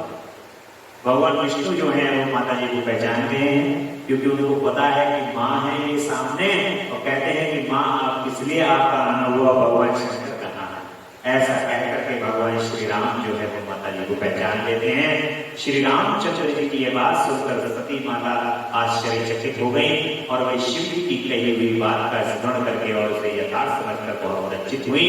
श्री राम को साक्षात विष्णु जान अपने रूप को प्रकट करके मन ही मन भगवान शिव के चरणारविंदों पर चिंतन कर प्रसन्न चित्त हुई सती से इस तरह कहती हैं कि हे रघुनंदन, स्वतंत्र परमेश्वर भगवान शिव मेरे अपने तथा अपने पार्षदों के साथ पृथ्वी पर भ्रमण करते हुए वन में आ गए थे। यही उन्होंने सीता जी की खोज करते हुए आपको लक्ष्मण जी के साथ देखा। उस समय सती के लिए तुम्हारे मन में, मेरे मन में सीता जी के लिए जो था वो बड़ा अंदर से संशय था और आपके मन में सीता जी को लेकर बड़ा क्लेश था। उस समय लीला चल रही थी भगवान की, और इस प्रकार से माता सती जो है वो भगवान श्री राम को सब कुछ बताती हैं। सती का यह वचन सुनकर भगवान कहते हैं नेत्र को फूल कमल के समान खिल उठते हैं। उन्होंने मन ही मन अपने प्रभु भगवान शिव का स्मरण किया है। इससे उनके हृदय में प्रेम की बाढ़ आ गई है। आज्ञा न होने के कारण वे सती के साथ भगवान शिव के निकट नहीं गए तथा मन ही मन उनकी महिमा का वर्णन करते हुए रघुनाथ जी ने सती से कहना प्रारंभ किया है। और भगवान राम कह रहे हैं कि प्राचीन काल में एक समय परम सृष्टा भगवान शंभू ने अपने परात्पर धाम में विश्वकर्मा को बुलाकर उनके द्वारा अपनी गौशाला में एक रमणीय भवन बनवाया जो बहुत ही विस्तृत था। एक श्रेष्ठ सिंहासन का भी निर्माण कराया। उस सिंहासन पर भगवान शंकर ने विश्वकर्मा द्वारा एक छत्र बनवाया जो बहुत ही दिव्य था, सदा के लिए अद्भुत और परम उत्तम था। तत्पश्चात उन्होंने सब ओर से इंद्र आदि देवगणों से होकर गर्भों नागरिकों तथा संपूर्ण उपदेवों को भी शीघ्र बुलवाया। समस्त वेदों और अगरपुत्रों सहित ब्रह्मा जी को, मुनियों को, सभी को वहां पर उस समय बुलवाया। और देवी भगवान विष्णु की पूर्ण भक्ति से महेश्वर सदैव प्रसन्न रहते हैं, इसलिए उन्होंने प्रीति युक्त हृदय से श्री हरि को वैकुंठ से बुलवाया। और उस समय पर महेश्वर ने कहा कि लोकेश, आज से मेरी आज्ञा के अनुसार ये विष्णु श्री हरि स्वयं मेरे वंदनीय हो गए। इस बात को सभी सुन रहे थे। भगवान विष्णु की वहां पर एक लीला होती है। महामंडप में श्री हरि का भगवान शिव ने वहां बुलाया और अभिषेक किया और अपना सारा ऐश्वर्य प्रदान कर भगवान विष्णु को बुलाकर के सारा ऐश्वर्य दे दिया और कहा कि जो दूसरों के पास नहीं था तदंतर स्वतंत्र ईश्वर भक्त वत्सल संपूर्ण श्री हरि का स्तंभन करके उन्हें अपनी पराधीनता को सर्वत्र प्रसिद्ध करते हुए लोक कर्ता ब्रह्मा जी से कहा कि आज से मेरी आज्ञा के अनुसार श्री हरि विष्णु स्वयं मेरे वंदनीय हो गए हैं। इस बात कर सभी सुन रहे थे। आज तुम संपूर्ण देवता आदि के साथ श्री हरि को प्रणाम करो। ये वेद मेरी आज्ञा से मेरी भी तरह श्री हरि का वर्णन भगवान शिव कह रहे हैं कि मैंने अपना जितना भी भार है वो भगवान श्री हरि विष्णु को, क्योंकि देखिए भगवान श्री हरि और भगवान शिव में कोई अंतर नहीं है। भगवान श्री हरि और श्री भगवान शिव दोनों ही सृष्टि का संचालन कर रहे हैं, परंतु अपने स्वरूप से एक दूसरा स्वरूप प्रकट करके श्री विष्णु के रूप में भगवान ने अपना सारा भार जो है वो भगवान विष्णु को सौंप दिया है और कह दिया है कि आज से श्री हरि विष्णु के रूप में ही ये संपूर्ण संसार संचालित होगा और सारा भार इन्हीं का ही होगा। सारे भार से इस पृथ्वी का जितना भी भार है, इस तीनों लोगों का जो भार है वो श्री हरि विष्णु ही इसको संचालित है। इसलिए ये कदापि नहीं समझना चाहिए कि भगवान विष्णु भगवान शिव से अलग हैं। किसी को ये जरा सा भी नहीं सोचना चाहिए कि मैं भगवान विष्णु का बहुत बड़ा भक्त हूँ तो मेरे लिए भगवान शिव कुछ नहीं है, भगवान शिव का बहुत बड़ा भक्त हूँ तो भगवान विष्णु कुछ नहीं है। ये जो भेद करता है उसके लिए भी बहुत बड़ा पाप लगता है जीवन में और उसकी भक्ति शून्य हो जाती है, वहीं पर शून्यता को प्राप्त हो जाता है। क्योंकि जिसने ब्रह्म को जान लिया, जो ब्रह्म को जानता है उसको पता है कि ये निर्गुण रूप में ही किसी भी स्वरूप के अंदर बदल सकते हैं। इनको जब तुम याद करोगे तो ये विष्णु बन जाएंगे, इनको जब तुम याद करोगे तो ये ब्रह्मा बन जाएंगे, इनको जब याद करोगे तो ये रुद्र का रूप धारण कर लेंगे, इनको जब याद करोगे तो ये जगदम्बा बन जाएंगे, इनको जब याद करोगे तो श्री कृष्ण और राधा रानी का स्वरूप ले लेंगे, इनको जब याद करोगे तो श्री राम बन जाएंगे। तो ये निर्गुण रूप परब्रह्म जो है ये सगुण में जब बदल जाते हैं, जैसे जैसी आपकी वृद्धि होती है वैसे ही रूप धारण करके वो निर्गुण ब्रह्म सगुण के रूप में आकर के आपका कल्याण करने के लिए आया। कल्याण कैसे हो? क्योंकि जब तक आपको माध्यम नहीं मिलेगा तब तक सगुण से निर्गुण की ओर आप प्रस्थान नहीं करोगे। इसलिए ये माध्यम लेने के लिए कभी ब्रह्मा बन जाते हैं, कभी विष्णु, कभी महेश, कभी ये जगदम्बा का रूप धारण कर लेते हैं, कभी ये कृष्ण का रूप, कभी राम का रूप धारण कर लेते हैं। और ये जो सगुण रूप है ये सगुण ही हमें निर्गुण से मिलाने का काम करता है। ऐसा हमें सोचना है, ऐसी बुद्धि रखनी है। इसीलिए जो ऐसी बुद्धि रखता है, जो ऐसी सोच रखता है, उसी को भगवान की परम भक्ति प्राप्त होता है, जो भेद नहीं। तभी सगुण और निर्गुण रूप का बार बार भगवान का यहाँ पर वर्णन किया गया है। और ये शरीर जो आपको मिला हुआ है ये सगुण है और इसके अंदर जो आपकी आत्मा है वो निर्गुण। ये शरीर सगुण रूप है और आत्मा निर्गुण रूप है, इसलिए निर्गुण दिखाई नहीं देता। और जब निर्गुण को सगुण बनना पड़ता है तो वो एकदम शरीर को धारण कर लेता, माध्यम बनता है। और जब माध्यम बनता है, सगुण बनता है, तभी वो निर्गुण को प्राप्त कर सकता है। इसलिए वो जो अंदर निर्गुण है उसने सगुण रूप धारण किया हुआ है। आज ये आपको सगुण रूप जो मिला हुआ है ये एक चांस है उस निर्गुण से मिलने में।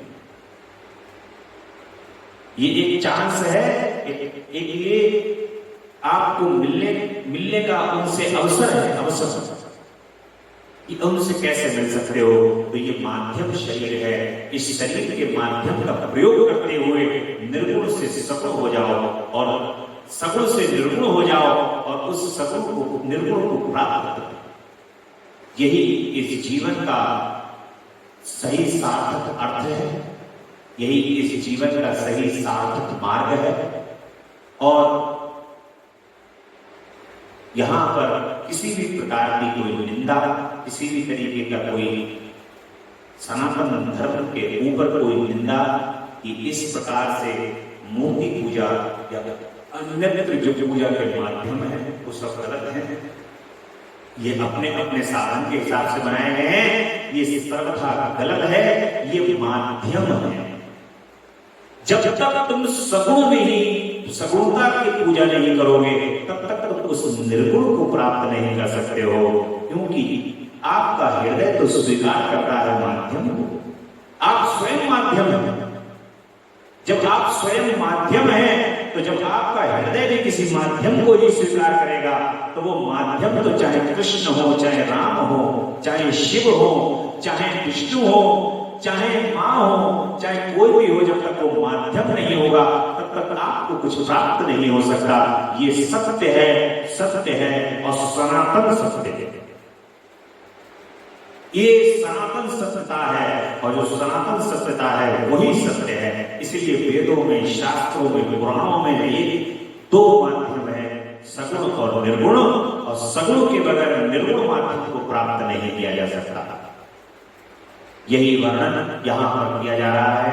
भगवान श्री रामचंद्र माता के साथ यहां पर जो उनका बातचीत हो रही है कि श्री हरि ने अपना अखंड ऐश्वर्य सौंप करके उमा वल्लभ भगवान हर समय कैलाश पर्वत पर रहते हैं, क्योंकि भगवान को तो कैलाश पर रहना है। भगवान जो है शिव जो है वो निर्गुण स्वरूप है, निर्विकार है, विकारों से रहित है भगवान, और उनको इस झंझट में नहीं पड़ना है कि ये राक्षस मार दिया और वो कर दिया। भगवान ने तो एक अपना स्वरूप प्रकट कर दिया है श्री हरि विष्णु के रूप में, और श्री हरि विष्णु को का रूप और स्वरूप उनका जो है वो समस्त जगत के कल्याण के लिए उन्होंने लगा दिया है, और अपने आप स्वयं कहां विराजित है? कैलाश पर्वत पर आनंदित है, प्रफुल्लित है। श्री विष्णु प्रसन्न चित्त हो समस्त जगत की रचना को कर रहे हैं, अच्छा कर बहुत सी बातें कहकर कल्याण में सती देवी को प्रणाम करके रघुनंदन शिरोमणि श्री राम उनकी आज्ञा से वन में विचरने लगते हैं, और पवित्र हृदय वाले श्री राम की आवाज सुनकर माता मन ही मन शिव भक्ति परायण रघुनाथ की प्रशंसा करती हुई बहुत प्रसन्न होती हैं, पर अपने कर्म को याद करके मन में बड़ा शोक हो रहा है। माता जी कह रही है, यार हमने ये जो भगवान की आज्ञा, शिव की आज्ञा हुई, और मैंने जो सीता जी का रूप धारण कर लिया, इनकी परीक्षा लेने पहुंच गई, ये सही नहीं किया। बड़ा अंदर से उनको शोक सा हो रहा है माता जी को, और श्री राम के प्रति कुत्सित बुद्धि मैंने जो कर ली अपनी, इस तरीके की बुद्धि कर ली कि ये जो स्वयं रघुनंदन है, स्वयं विष्णु भगवान है, और जो मैंने अपनी बुद्धि को ऐसा कर लिया, ये मुझे नहीं करना चाहिए। और उनके मुख पर विषाद छा रहा था, वे शोक में व्याकुल हो निस्तेज हो गई।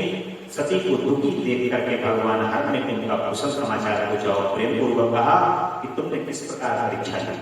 भगवान शंकर कह रहे हैं माता जी से, कैसे परीक्षा ली तुमने? उनकी ये बात सुनकर सती मस्तक झुकाए हुए उनके पास खड़ी हो गई। उनका मन शोक और विषाद से डूबा हुआ था। भगवान शिव ने ध्यान लगाकर सती का सारा चरित्र जान लिया और उन्हें मन से त्याग दिया। भगवान शिव ने उनका सारा जान लिया। अब देखिए लीला, भगवान की लीला क्षेत्र में लीला कहां से प्रारंभ हुई? जब दक्ष के घर दक्ष के लिए तपस्या की है दक्ष ने, और माता जी ने कहा है कि हे दक्ष, जब तुम मेरे प्रति आस्था रखोगे तभी मैं तुम्हारे घर को छोड़ करके चली जाऊंगी। ऐसा माता जी आशीर्वाद दक्ष को दे रही है। लीला कहां से प्रारंभ हुई है? वहां से, और रची कहां जा रही है? स्क्रिप्ट कहां लिखी जा रही है? यहां से। दक्ष एक यज्ञ की रचना करने वाले हैं। सभी ऋषियों को, मुनियों को, देवताओं को, राक्षसों को, गंधर्वों को, कोई एक कील भी संसार के अंदर नहीं छोड़ रहे हैं वो बुलाने के लिए। भगवान शिव के अतिरिक्त सबको बुलाएंगे वो इस यज्ञ के अंदर। अब माता के जाने का समय हो रहा है दक्ष के यहां से।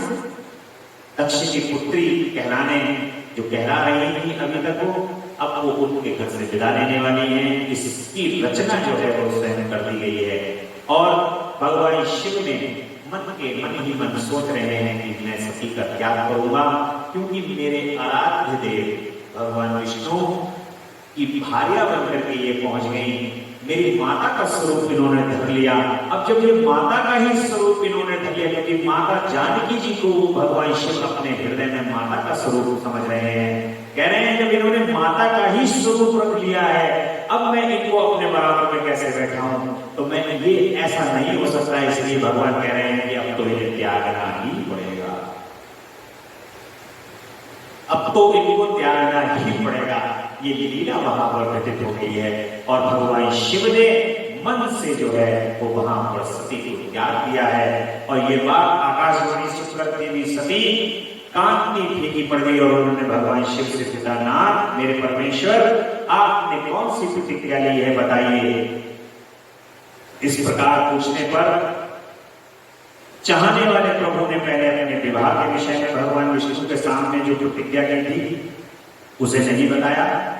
मुनि इस समय सती ने अपने प्राण पति भगवान शिव का ध्यान करके उस समस्त कारण को जान लिया है। माता जी ने भी सब जान लिया है तुम्हारे मन में क्या चल रहा है। और जिसने उनके प्रियतम ने उन्हें त्याग दिया था, शंभु ने मेरा त्याग कर दिया, इस बात को जानकर के दक्ष कन्या सती शीघ्र ही अत्यंत शोक में डूब गई। और बारंबार सती के मनोभाव को जानकर शिव ने उनके लिए जो प्रतिक्रिया की थी उसे गुप्त ही रखा गया। वे दूसरी सी कथाएं कहने लगे। नाना प्रकार की कथाएं कहते हुए वे सती के साथ कैलाश पर जाओ बातों में डाल दिया भगवान ने और दूसरी बातें करने लगे और माता जी के साथ कैलाश पर्वत पर पहुंच गए। चित्त वृत्तियों के निरोध पूर्वक समाधि लगा, मन में अत्यंत विषाद ले उस समय अपने धाम में रहने लगे। माता जी के साथ मुनि शिवा और शिव के उस चरित्र को कोई नहीं जानता था। महामुनि स्वेच्छा से शरीर धारण करके लोक लीला का अनुसरण करने वाले इन दोनों शिवा और शिव का इस प्रकार वहां रहते हुए दीर्घ काल तक व्यतीत हो। फिर भी बहुत समय तक दीर्घ काल तक दोनों लोग इस तरीके से रहते रहे। और क्योंकि लीला का भी समय नहीं आया, जिस तरीके से जब लीला का समय आएगा उस समय घटना घटेगी। ये जानकर जगदम्बा सती वहां आई और उन्होंने व्यथित हृदय से शिव के चरणों में प्रणाम किया। उदार चित्त संपूर्ण ने उन्हें अपने सामने बैठने के लिए आसन दिया और बड़े प्रेम से बहुत सी मनोरम कथा कही। उन्होंने वैसी ही लीला करके सती के शोक को तत्काल दूर कर दिया। वे पूर्ववत सुखी हो गई। फिर भी शिव ने अपनी प्रतिज्ञा को नहीं छोड़ा।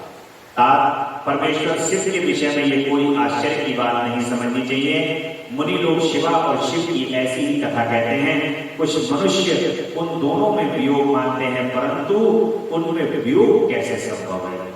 अब फिर से वही वाली बात आ गई है। शक्ति को शिव जो है वो छोड़ ही नहीं सकते, उनमें वियोग हो ही नहीं सकता। तो फिर ये वियोग की बात कहां से आ गई। और शिवा और शिव के चरित्र को वास्तविक रूप से कौन जानता है। मां को और भगवान शिव को कोई समझ ही नहीं सकता। उनकी लीला क्या लीला कर रहे हैं वो स्वयं को ही जानते हैं। चुपता माता जी भगवान शंकर को बता देती हैं और भगवान शंकर माता जी को बता देते हैं और माता जी फिर उसको संसार को बता देती हैं। तो उतना ही समझ में आया है सबको, इसके अलावा अन्यत्र और दूसरा समझ में किसी को आया नहीं आ सकता। उनकी लीला को कोई जान नहीं सकता, उनकी लीला को कोई समझ नहीं सकता। वे स्वयं ऐसी लीला रचती हैं कि उनकी लीला का कोई पार नहीं पा सकता। और भगवान शिव भी, ये मैं यहां से जगदम्बा के श्री चरण कमल में विश्वास करके ये बात कह सकता हूं कि कभी कभी तो भगवान शिव भी जगदम्बा की लीला को नहीं समझ पाता। ये कौन सी लीला कर रही है, ये क्या लीला करने लगी है, ऐसी लीला को भगवान शिव भी नहीं समझ पाते। और भगवान शिव और जगदम्बा की दोनों की संयुक्त लीला को समझना इस संसार के अंदर मुमकिन ही नहीं, नामुमकिन। ऐसा तो कोई बना ही नहीं है जो उनकी लीला को सहजता से समझ ले। प्रयाग में समस्त महात्मा मुनियों द्वारा किए गए यज्ञ में दक्ष ने भगवान शिव को तिरस्कार पूर्वक शाप देना और पूर्व काल में समस्त महात्मा मुनि प्रयाग में एकत्र हुए थे। उसमें महात्माओं का विधि विधान से एक बहुत बड़ा यज्ञ हुआ। उस यज्ञ में संताली सिद्धगण देवर्षि प्रजापति देवता तथा ब्रह्मा का साक्षात्कार करने वाले ज्ञानी भी पधारे थे। मैं भी मूर्तिमान महातेजस्वी निगमों और आगमों से युक्त हो सपरिवार वहां गया था। अनेक प्रकार के उत्सवों के साथ वहां विचित्र समाज जुटा था। नाना शास्त्रों के संबंध में ज्ञान चर्चा वाद विवाद हो रहे थे। मुनि इसी अवसर पर सती तथा पार्षदों के साथ त्रिलोक हितकारी सृष्टिकर्ता एवं सबके स्वामी भगवान रुद्र भी वहां। अब ये लीला कहां से प्रारंभ हुई? जो भगवान शिव को ये दक्ष नहीं बुला रहे हैं, कहां से है ये? भगवान शिव को आया देखकर संपूर्ण देवता सिद्धों मुनियों ने और मैंने भी भक्ति भाव से प्रणाम किया। सभी भगवान को प्रणाम कर रहे हैं, माता को, भगवान शिव को, और उनकी स्तुति कर रहे हैं। और फिर शिव की आज्ञा पाकर सब लोग प्रसन्नता पूर्वक यथा स्थान वहां पर बैठ गए। भगवान का दर्शन पाकर सब लोग संतुष्ट थे और अपने सौभाग्य की सराहना कर रहे थे। इस बीच में प्रजापतियों के लिए पति प्रभु दक्ष जो बड़े तेजस्वी थे, अकस्मात घूमते घूमते प्रसन्नता पूर्वक वहां पर आ और वे मुझे प्रणाम करके मेरी आज्ञा ले वहां बैठे। ब्रह्मा जी कह रहे हैं ये बात, दक्ष उन दोनों समस्त ब्रह्मांड के अधिपति बना दिए गए थे। जो पात्र हो उसको वो पद मिले तो वो उस पद की गरिमा को रखता है।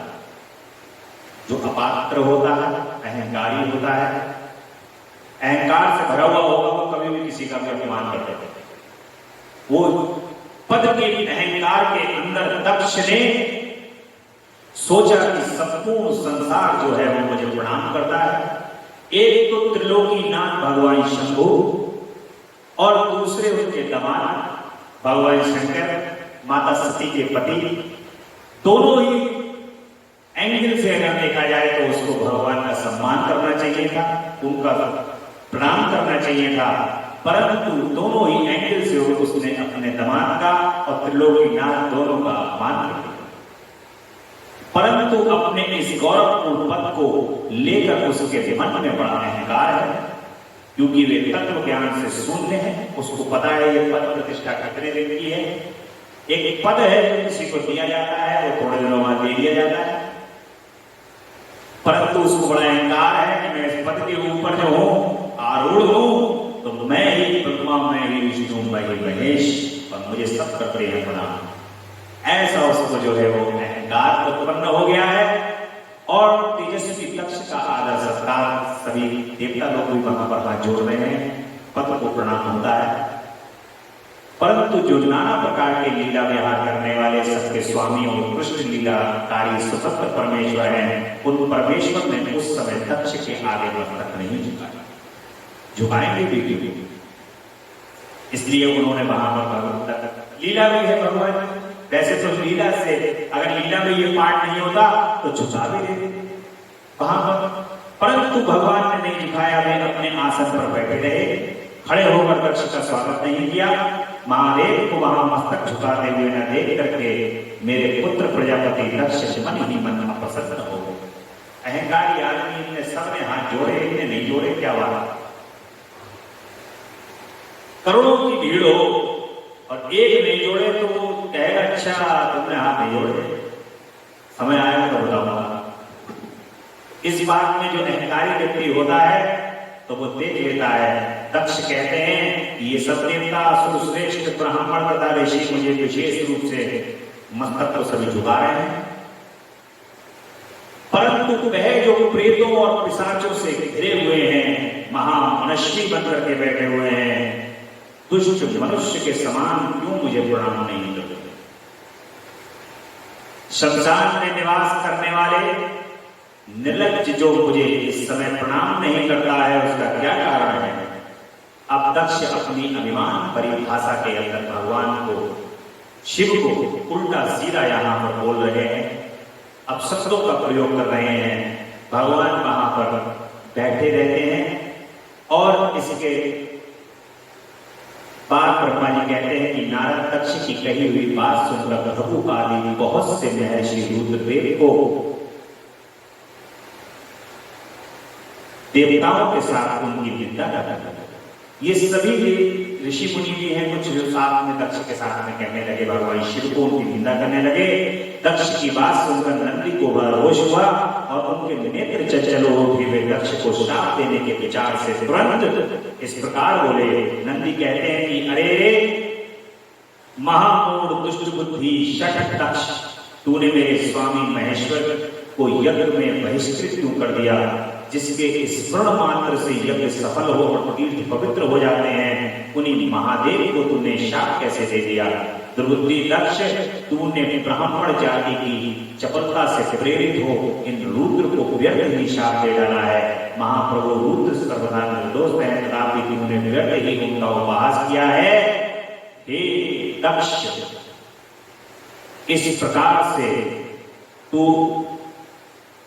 नंदी के इस प्रकार से फटकारने पर प्रजापति दक्ष रोष में आग बबूला हो गए और उन्हें शाप देते हुए नंदी से कहते हैं कि रुद्र गणों, तुम सब लोग वेद से बहिष्कृत हो जाओ, वैदिक मार्ग से भ्रष्ट तथा परितत्व हो पाखंडवाद में लग जाओ, शिष्टाचार से दूर रहो, सिर पर जटा और शरीर में भस्म एवं हड्डियों के आभूषण धारण करके महामान से आसक्त रहो।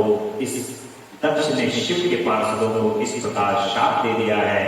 तब इस पर उस शाप को सुनकर शिव के प्रिय भक्त नंदी अत्यंत रोष से वशीभूत हो शिलाद पुत्र नंदी भगवान शिव के प्रिय पार्षद और तेजस्वी में गर्व से भरे हुए महादुष्ट दक्ष को इस प्रकार उत्तर देते। नंदी कहते हैं कि अरे श्रेष्ठ द्रौपदी दक्ष, तूने शिव के तत्व का बिल्कुल ज्ञान नहीं है, अतः तुमने शिव के पार्षदों को व्यर्थ ही शाप दिया है। अहंकारी, जिसने ब्राह्मण तत्व के अभिमान में आकर महाप्रभु महेश्वर का उपहास किया है, तथा यहाँ जो विद्यमान है उसको मैं रुद्र तेज के प्रभाव से ही साथ दे रहा हूँ। तुझ जैसे कर्म फल के प्रशंसक वे बाद में फंसकर वेद के तत्व ज्ञान से शून्य हो जाएं। वे ब्राह्मण सदा भोगों से तन्मय रहकर स्वर्ग को ही सबसे बड़ा पुरुषार्थ मानते हुए स्वर्ग से बढ़कर दूसरी कोई वस्तु नहीं है ऐसा कहते रहे। क्रोध, लोभ और मद से युक्त निर्लज्ज भिक्षुक बने रहे। हे दक्ष, तुम्हारे वेद मार्ग को तुम्हारे सामने रखकर शूद्रों का यज्ञ कराने वाले दरिद्र होंगे, सदा नाम लेने में ही रहेंगे, दूषित दान ग्रहण करने के कारण वे सब के सब नरकगामी हैं। इस प्रकार से नंदी भी श्राप दे देते हैं। वहां पर जो ब्राह्मण लोग वहां यज्ञ करा रहे हैं उनको, जो परमेश्वर शिव को सामान्य देवता समझकर उनसे द्रोह करता है, वह दुष्ट बुद्धि वाला प्रजापति दक्ष तत्व ज्ञान से विमुख हो जाए। यह विषय सुख की इच्छा से काम रूपी कपट से युक्त धर्म वाले गृहस्थाश्रम में आसक्त रहकर कर्म कांड का तथा कर्म फल की प्रशंसा करने वाले सनातन वेद बात का विस्तार करता इसका आनंदमय मुख नष्ट हो जाए, यह आत्मज्ञान को भूलकर पशु के समान हो जाए तथा यह दक्ष कर्म भ्रष्ट हो शीघ्र ही बकरे के मुख से युक्त हो जाए। इस प्रकार कुपित हुए नंदी ने जब ब्राह्मणों को और दक्ष महादेव को शाप दिया तब वहां महान हाहाकार मच गया। मैं वेदों का प्रतिपादक होने के कारण शिव तत्व को जानता हूँ, इसीलिए दक्ष का वह शाप सुनकर मैंने बारंबार उसकी तथा प्रभु आदि ब्राह्मणों की भी निंदा की। सदाशिव महादेव भी नंदी की यह बात सुनकर हंसते हुए मधुर वाणी में बोले कि नंदी को समझाने लगे। भगवान शिव कह रहे हैं कि नंदी मेरी बात सुनो, तुम तो परम ज्ञानी हो, तुम्हें क्रोध नहीं करना चाहिए, तुमने भ्रम में समझ कर ये शाप दिया है, व्यर्थ ही ब्राह्मण को शाप दे डाला है। वास्तव में मुझे किसी का श्राप छू नहीं सकता, अतः तुम्हें उत्तेजित नहीं होना चाहिए। वेद मंत्राक्षर में और सूक्त में है, उसके प्रत्येक सूक्त में समस्त देहधारियों आत्मा परमात्मा प्रतिष्ठित है, अतः उन मंत्रों के ज्ञाता नित्य आनंद देता है, इसलिए तुम रोष वश में श्राप मत दो। किसी भी बुद्धि कितनी ही दूषित क्यों ना हो, वे कभी वेदों को शाप नहीं दे सकता। इस समय तुझे शाप नहीं मिला है, इस बात को तुझे ठीक ठीक समझना चाहिए। हे महामते, तुम संसारी सिद्धियों को भी तत्व ज्ञान का उपदेश देने वाले हो, अतः शांत हो जाओ। मैं ही यज्ञ हूँ, मैं ही यज्ञ कर्म हूँ, यज्ञों के अंगभूत समस्त उपकरण भी मैं ही हूँ, यज्ञ की आत्मा मैं हूँ, यज्ञ परायण यजमान भी मैं हूँ, और यज्ञ से बहिष्कृत भी मैं ही हूँ। ये कौन, तुम कौन और ये कौन, वास्तव में सब मैं ही हूँ। तुम अपनी बुद्धि से इस बात का विचार करो, तुमने ब्राह्मणों का व्यर्थ ही श्राप देकर के अपमान किया। हे महामती नंदी, तुम तत्व ज्ञान के द्वारा प्रपंच रचना का पाठ करके आत्मनिष्ठ ज्ञानी एवं क्रोध आदि से शून्य हो जाओ। ब्रह्मा जी कहते हैं कि नारद भगवान शंभु के इस प्रकार समझाने पर नंदिकेश्वर में विवेक पारायण हो, क्रोध रहित एवं शांत हो गए। भगवान शिव भी अपने प्राण प्रिय पार्षद नंदी को शीघ्र ही तत्व का बोध करा करके प्रथम गणों के साथ वहां से प्रसन्नता पूर्वक अपने स्थान को चले गए। उधर कोश वेश से युक्त दक्ष भी ब्राह्मणों से घिरे हुए अपने स्थान को लौट गए, परंतु उनका चित्त शिव द्रोह में ही तत्पर था। उस समय रुद्र को शाप दिए जाने की घटना का स्मरण कर के दक्ष सदा महान रोष से भरे रहते थे और उनकी बुद्धि पर मूर्छा छा गई थी। अपने जब उस समय वहां पर अपमान हुआ, उस घटना को भगवान शिव तो बड़े ध्यान से नंदी को भी शांत कर दिया, सब चीजें शांत करा दी भगवान ने। परंतु उस समय पर अहंकारी आदमी उसने कहा कि अब मैं इनको दिखाऊंगा, ऐसा तो हो ही नहीं सकता। मेरा अहंकार जो है वो तुमने मुझे नीचा दिखाया है, आपको प्रणाम नहीं किया, इतने लोग सब प्रणाम कर रहे थे। अब मैं इनको ऐसे यज्ञ का निर्माण करूंगा, ऐसा यज्ञ करूंगा कि सबको बुलाऊंगा लेकिन इनको नहीं बुलाऊंगा। अब देखता हूं कि ऐसा दक्ष के द्वारा महान यज्ञ का आयोजन किया गया, उसमें ब्रह्मा विष्णु सभी देवताओं और ऋषियों का आगमन हुआ। दक्ष द्वारा सबका सत्कार हुआ, यज्ञ का आरंभ हुआ। दधीचि द्वारा भगवान शिव को बुलाने का अनुरोध भी किया गया और दक्ष के विरोध करने पर शिव भक्तों का वहां से निकल जाना। अब दक्ष ने यज्ञ की रचना की। उस यज्ञ में उसने सबको बुलाया। जैसे अहंकारी व्यक्ति कोई कार्यक्रम करे अगर अपने यहाँ तो सबको बुलाएगा, लेकिन जिसको टारगेट कर रखा है उसने, उसके आस पड़ोस इधर उधर सबको बुलाया जाएगा, परंतु जिसको टारगेट किया हुआ है उसको नहीं। ऐसा ही दक्ष प्रजापति करने लगा अपने अहंकार के वशीभूत होकर के, और भगवान शंकर को उसने कहा सब आएंगे लेकिन इनको नहीं बुलाओ। और सबको, लेकिन दधीचि थे जिन्होंने अपनी हड्डियां दान करनी थी, उन दधीचि ने, भगवान शिव के परम भक्त हैं दधीचि, उन्होंने आग्रह किया दक्ष से कि भगवान शंकर को बुला लो मूर्ख। लेकिन भगवान शिव जो है, शिव को बुलाता नहीं है वो। और जब दक्ष ने विरोध किया कि नहीं मैं इनको नहीं बुलाऊंगा भगवान शिव को, तो दधीचि जो है वो यज्ञ छोड़ करके चले गए। कहते हैं जब भगवान शिव ही नहीं आएंगे, मेरे प्रभु ही नहीं आएंगे, तो मैं तो इस यज्ञ के अंदर क्या करूंगा। और दक्ष यज्ञ का समाचार पाकर के माता सती का शिव के यहां से चलने के लिए अनुरोध, सभी देवता लोग आकाश मार्ग से विमान उड़ रहे हैं और माता जी जो है वो अपनी सखियों के साथ वहां पर विहार कर रही है, विचरण कर रही है। तो माता कह रही है कि ये सभी देवता लोग जा कहां रहे हैं एकत्रित होकर, बहुत बड़ी संख्या के अंदर सब जा रहे हैं। विमान गड़गड़ आसमान में उड़े पड़े हैं और सभी जो उधर के सब लोगों को बुलाया गया है, तो और भगवान शंकर को नहीं बुलाया गया, तो और उधर से होके जा रहे हैं कि भगवान शंकर को बुरा लगे, माता को भी पता चले कि तुम्हारे पिता ने ये यज्ञ कराया है, तुम्हें नहीं बुलाया है, और भगवान शिव को नहीं बुलाया।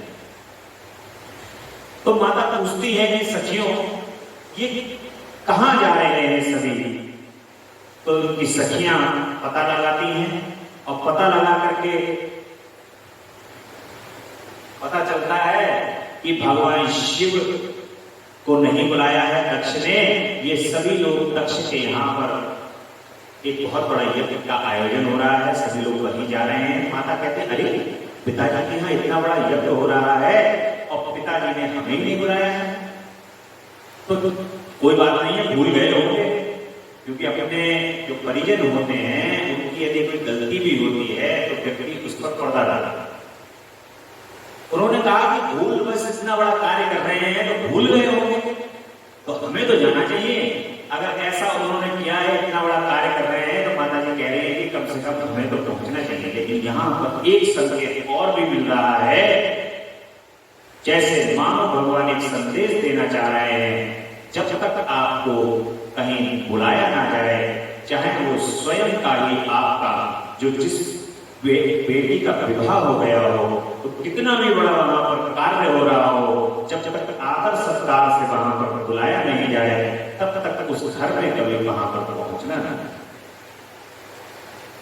चाहे कोई भी कार्य हो और उस कार्य के अंदर जब तक आदर पूर्वक सम्मान पूर्वक निमंत्रण न प्राप्त हो तब तक बगैर निमंत्रण के पहुंचना नहीं चाहिए। और निमंत्रण मिल जाए तो छूटना नहीं, क्योंकि जिसने निमंत्रण दिया है वो अपने भाव से दिया है, आपको बुलाया है, तब आपको वहां पर पहुंचना भी आवश्यक है।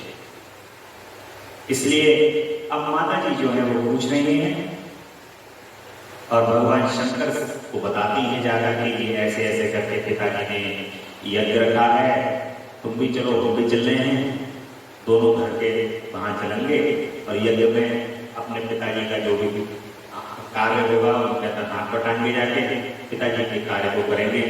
हो सकता है घर की बात है तो भूल गए हों कि सती को और भगवान शिव को नहीं बुलाया है, लेकिन भगवान शिव जो हैं जान रहे हैं मनी मन की दक्ष ने उनको क्यों नहीं बुलाया है। भगवान शिव मना कर देते हैं, कहते हैं कि देवी मैं तो जाऊंगा नहीं। माता को भी रोक रहे हैं, कह रहे हैं तुम भी मत जाओ, लेकिन माता जी लगातार जिद कर रही हैं और जिद करने के कारण भगवान शिव ने माता को आज्ञा प्रदान कर दी है कि जाओ नंदी, माता को ले जाओ और दक्ष के यज्ञ में इनको आदर पूर्वक ले जाओ, सम्मान पूर्वक ले जाओ और सम्मान पूर्वक वापस ले जाओ। ऐसी भगवान शिव ने आज्ञा करती है और पिता के यज्ञ मंडप की ओर शिव गणों के साथ प्रस्थान कर जाती है मां नंदीश्वर के साथ। और जब मां वहां पहुंचती है यज्ञ मंडल में, जब जगदम्बा पहुंच जाती हैं और बड़े प्रसन्नता पूर्वक जब प्रवेश करती हैं तो दक्ष जो हैं वो देखते हैं कि उनकी पुत्री आ गई है, परंतु अहंकार तो अहंकार है जो सर्वांग पूजनीय है, समस्त संसार में यज्ञों पर फल देने वाली है, जिनके बगैर कोई यज्ञ पूर्ण नहीं हो सकता, जो इस समस्त संसार को संचालित करती हैं, समस्त प्राणियों में जिनके प्राण हैं, वो जगदम्बा आज उस यज्ञ के अंदर दक्ष के यहां पहुंची हैं, तो दक्ष उनका निरादर कर रहा था। माता सती का जिसने निरादर कर दिया है और भगवान शिव को उसने यज्ञ में स्थान प्रदान नहीं किया है, तो ऐसे दक्ष के यज्ञ का विध्वंस होना तो 100% होना ही होना। उसका यज्ञ कहां पूर्ण हो सकता है, उसका चाहे कितने भी संपूर्ण तीनों लोगों में बड़ा यज्ञ कर ले, ऐसा यज्ञ तो उसका पूर्ण होने वाला है ही। माता जी जब पहुंचती हैं तो दक्ष जो है अनादर करता है, देखता नहीं है माता की ओर, और उनकी माता जी जो है वो तुरंत भाग करके सती को गले से लगा लेती हैं। जो उनकी बहनें होती हैं वे भी आ जाती हैं, परंतु अब जब अनादर हो रहा होता है तो सबका एक साथ हो जाता है, उस भाव से नहीं कोई उनको बैठाता है। फिर मां वहां देखती हैं कि भगवान शिव का यहां पर भाग नहीं है यज्ञ में। सभी देवता, ऋषि, मुनि, बड़े बड़े ब्राह्मण वहां पर अपना पद को प्राप्त किए हुए हैं, लेकिन भगवान शिव का तो यहां स्थान ही नहीं है। ऐसा कौन सा भगवान शिव ने यहां पर कार्य गलत किया है जो भगवान शिव को यहां पर स्थान प्राप्त नहीं हुआ है। माता रुष्ट हो जाती है, और जब शक्ति रुष्ट हो गई तो कौन सा यज्ञ तुम कर रहे हो जिससे तुम शक्ति प्राप्त करोगे, प्रसन्नता प्राप्त करोगे। माता वहां पर अप्रसन्न हो जाती है। नारद दक्ष कन्या सती उस स्थान पर गई जहां पर महान प्रकाश से युक्त यज्ञ हो रहा था। वहां देवता, असुर और मुनिंद्र आदि द्वारा कौतूहल पूर्ण कार्य हो रहे। सती वहां अपने पिता के भवन को नाना प्रकार की आश्चर्यजनक वस्तुओं से संपन्न हुआ देख रही हैं, और वहां पर माता जो है वो देख रही है बड़ा सुंदर व्यवस्था की गई है यज्ञ की। परंतु इस यज्ञ के अंदर भगवान शिव का स्थान नहीं, भगवान शिव को स्थान प्रदान नहीं किया गया है। और माता कहती है कि प्रजापति, आपने परम मंगलकारी भगवान शिव को यज्ञ में क्यों नहीं बुलाया। अपने पिताजी से पूछ रही हैं कि तुमने क्यों नहीं बुलाया उनको, जो स्वयं ही यज्ञ हैं, यज्ञ वेताओं में श्रेष्ठ हैं, यज्ञ के अंग हैं, यज्ञ की लक्षणा और यज्ञ करता यजमान है। उन भगवान शिव के बिना यज्ञ की सिद्धि कैसे हो। ऐसा कहने के बाद माता सती ने भगवान विष्णु, ब्रह्मा, इंद्र आदि सब देवताओं तथा समस्त ऋषियों को बड़े कड़े शब्दों में कहा कि नारद, इस प्रकार क्रोध से भरी हुई जगदम्बा सती ने कहा कि आप सब यहां कैसे आ गए। आपको भी यहां पर भगवान शिव के नहीं आना चाहिए। कैसे आप सब यहां पर सम्मान प्राप्त कर रहे हो। जब तक शिव नहीं आए हैं तब तक तुम सब कैसे यहां पर सम्मान प्राप्त कर रहे हो। नारद इस प्रकार क्रोध से भरी हुई जगदम्बा सती ने वहीं व्यथित हृदय से अनेक प्रकार की बातें कही। श्री विष्णु आदि समस्त देवता और मुनि जो वहां उपस्थित थे सती की बात को सुन करके मन ही मन चुप रहे। अपनी पुत्री के वैसे वचन सुनकर कुपित हुए दक्ष ने सती की ओर क्रूर दृष्टि से देखा और कहा कि तुम्हारे बहुत कहने से क्या लाभ है। उस समय यहाँ तुम्हारा कोई काम, इस समय तुम्हारा यहाँ कोई काम नहीं है। अहंकार से भरे हुए दक्ष ने कहा कि तुम्हारा कोई काम नहीं है, तुम जाओ या ठहरो, तुम्हारा यहाँ कोई काम नहीं, तुम्हारी इच्छा पर निर्भर है, चाहे जाओ या यहाँ पर ठहर जाओ। समस्त विद्वान जानते हैं कि तुम्हारे पति शिव अमंगल के रूप हैं, वे कुलीन भी नहीं है, वेद से बहिष्कृत है, भूतों प्रेतों तथा पिशाचों के स्वामी। ऐसे अपशब्दों का प्रयोग जो है दक्ष प्रजापति माता जी के सामने करता है। दक्ष का ऐसा कहने पर त्रिभुवन पूजिता माता कहती हैं कि अपने पिता की ओर जब दृष्टिपात करती हैं उनका रोष भी बढ़ गया था। मन ही मन अब मैं शंकर जी के पास कैसे जाऊंगी, जब तुमने इतनी बातें कह रही हैं तो मैं अब उनके पास कैसे जाऊंगा। माता जी कह रही हैं कि अब मैं कैसे जाऊंगा उनके पास। यदि शंकर जी के दर्शन की इच्छा से वहां गई और उन्होंने यहाँ के समाचार पूछा तो उन्हें क्या उत्तर दूंगी, क्या बताऊंगी कि दक्ष ऐसे कह रहे थे, मेरे पिता ने तुम्हारे लिए ये संदेश भेजा है। और जो महादेव की निंदा करता है अथवा जो उनकी होती हुई निंदा को सुनता है, वे दोनों तब तक नरक में पड़े रहते हैं जब तक चंद्रमा और सूर्य विद्यमान है। जो भगवान शिव की निंदा को सुनता है घोर नरक प्राप्त होता है उसको। अतः मैं अपने शरीर को त्याग दूंगी, जल्दी आग में प्रवेश कर जाऊंगी। अपने स्वामी का अनादर सुनकर वह मुझे अपने इस जीवन की रक्षा से, अब मुझे इस अपने जीवन की रक्षा से क्या करेगा। यदि कोई समर्थ हो तो वह स्वयं विशेष यत्न करके शंभु की निंदा करने वाले पुरुष की जीभ को बलपूर्वक काट डाले। और शिव निंदा श्रवण से आपको शुद्ध हो सकता है, इसमें कोई संशय नहीं है। यदि कुछ कर सकने में असमर्थ हो तो बुद्धिमान पुरुष को चाहिए कि वह दोनों कान बंद करके वहां से निकल जाए। इससे वह शुद्ध रहता है, दोष का भागी नहीं रहता, ऐसा श्रेष्ठ विद्वान कहते हैं। इस प्रकार धर्म नीति बताने पर सती को अपने आने के कारण बड़ा पश्चाताप हुआ और उन्होंने व्यथित चित्त से भगवान शंकर के वचन का स्मरण किया। फिर सती अत्यंत कुपित हो दक्ष से उन विष्णु आदि समस्त देवताओं तथा मुनियों से भी निडर होकर के कहती हैं कि तुम भगवान शंकर के निंदक हो, इसलिए तुम्हें पश्चाताप होगा। यहाँ महान दुख भोग कर अंत में तुम्हें यातना भोगनी पड़ेगी। इस लोक में जिनके लिए ना कोई प्रिय है ना अप्रिय है, उन निर्वैर भगवान परमात्मा भगवान शिव के प्रतिकूल तुम्हारे सिवा दूसरा कौन चल सकता है। जो दुष्ट लोग हैं वे सदा ईर्ष्या पूर्वक यदि महापुरुषों की निंदा करें तो उनके लिए ये कोई आश्चर्य की बात नहीं। माता जो है वो नाना प्रकार की बातें वहां पर सभी देवताओं से कह रही हैं। ब्रह्मा जी, विष्णु जी सभी लोग बैठे हुए हैं। उस समय जगदम्बा बहुत ही क्रोध में है, बहुत रुष्ट है और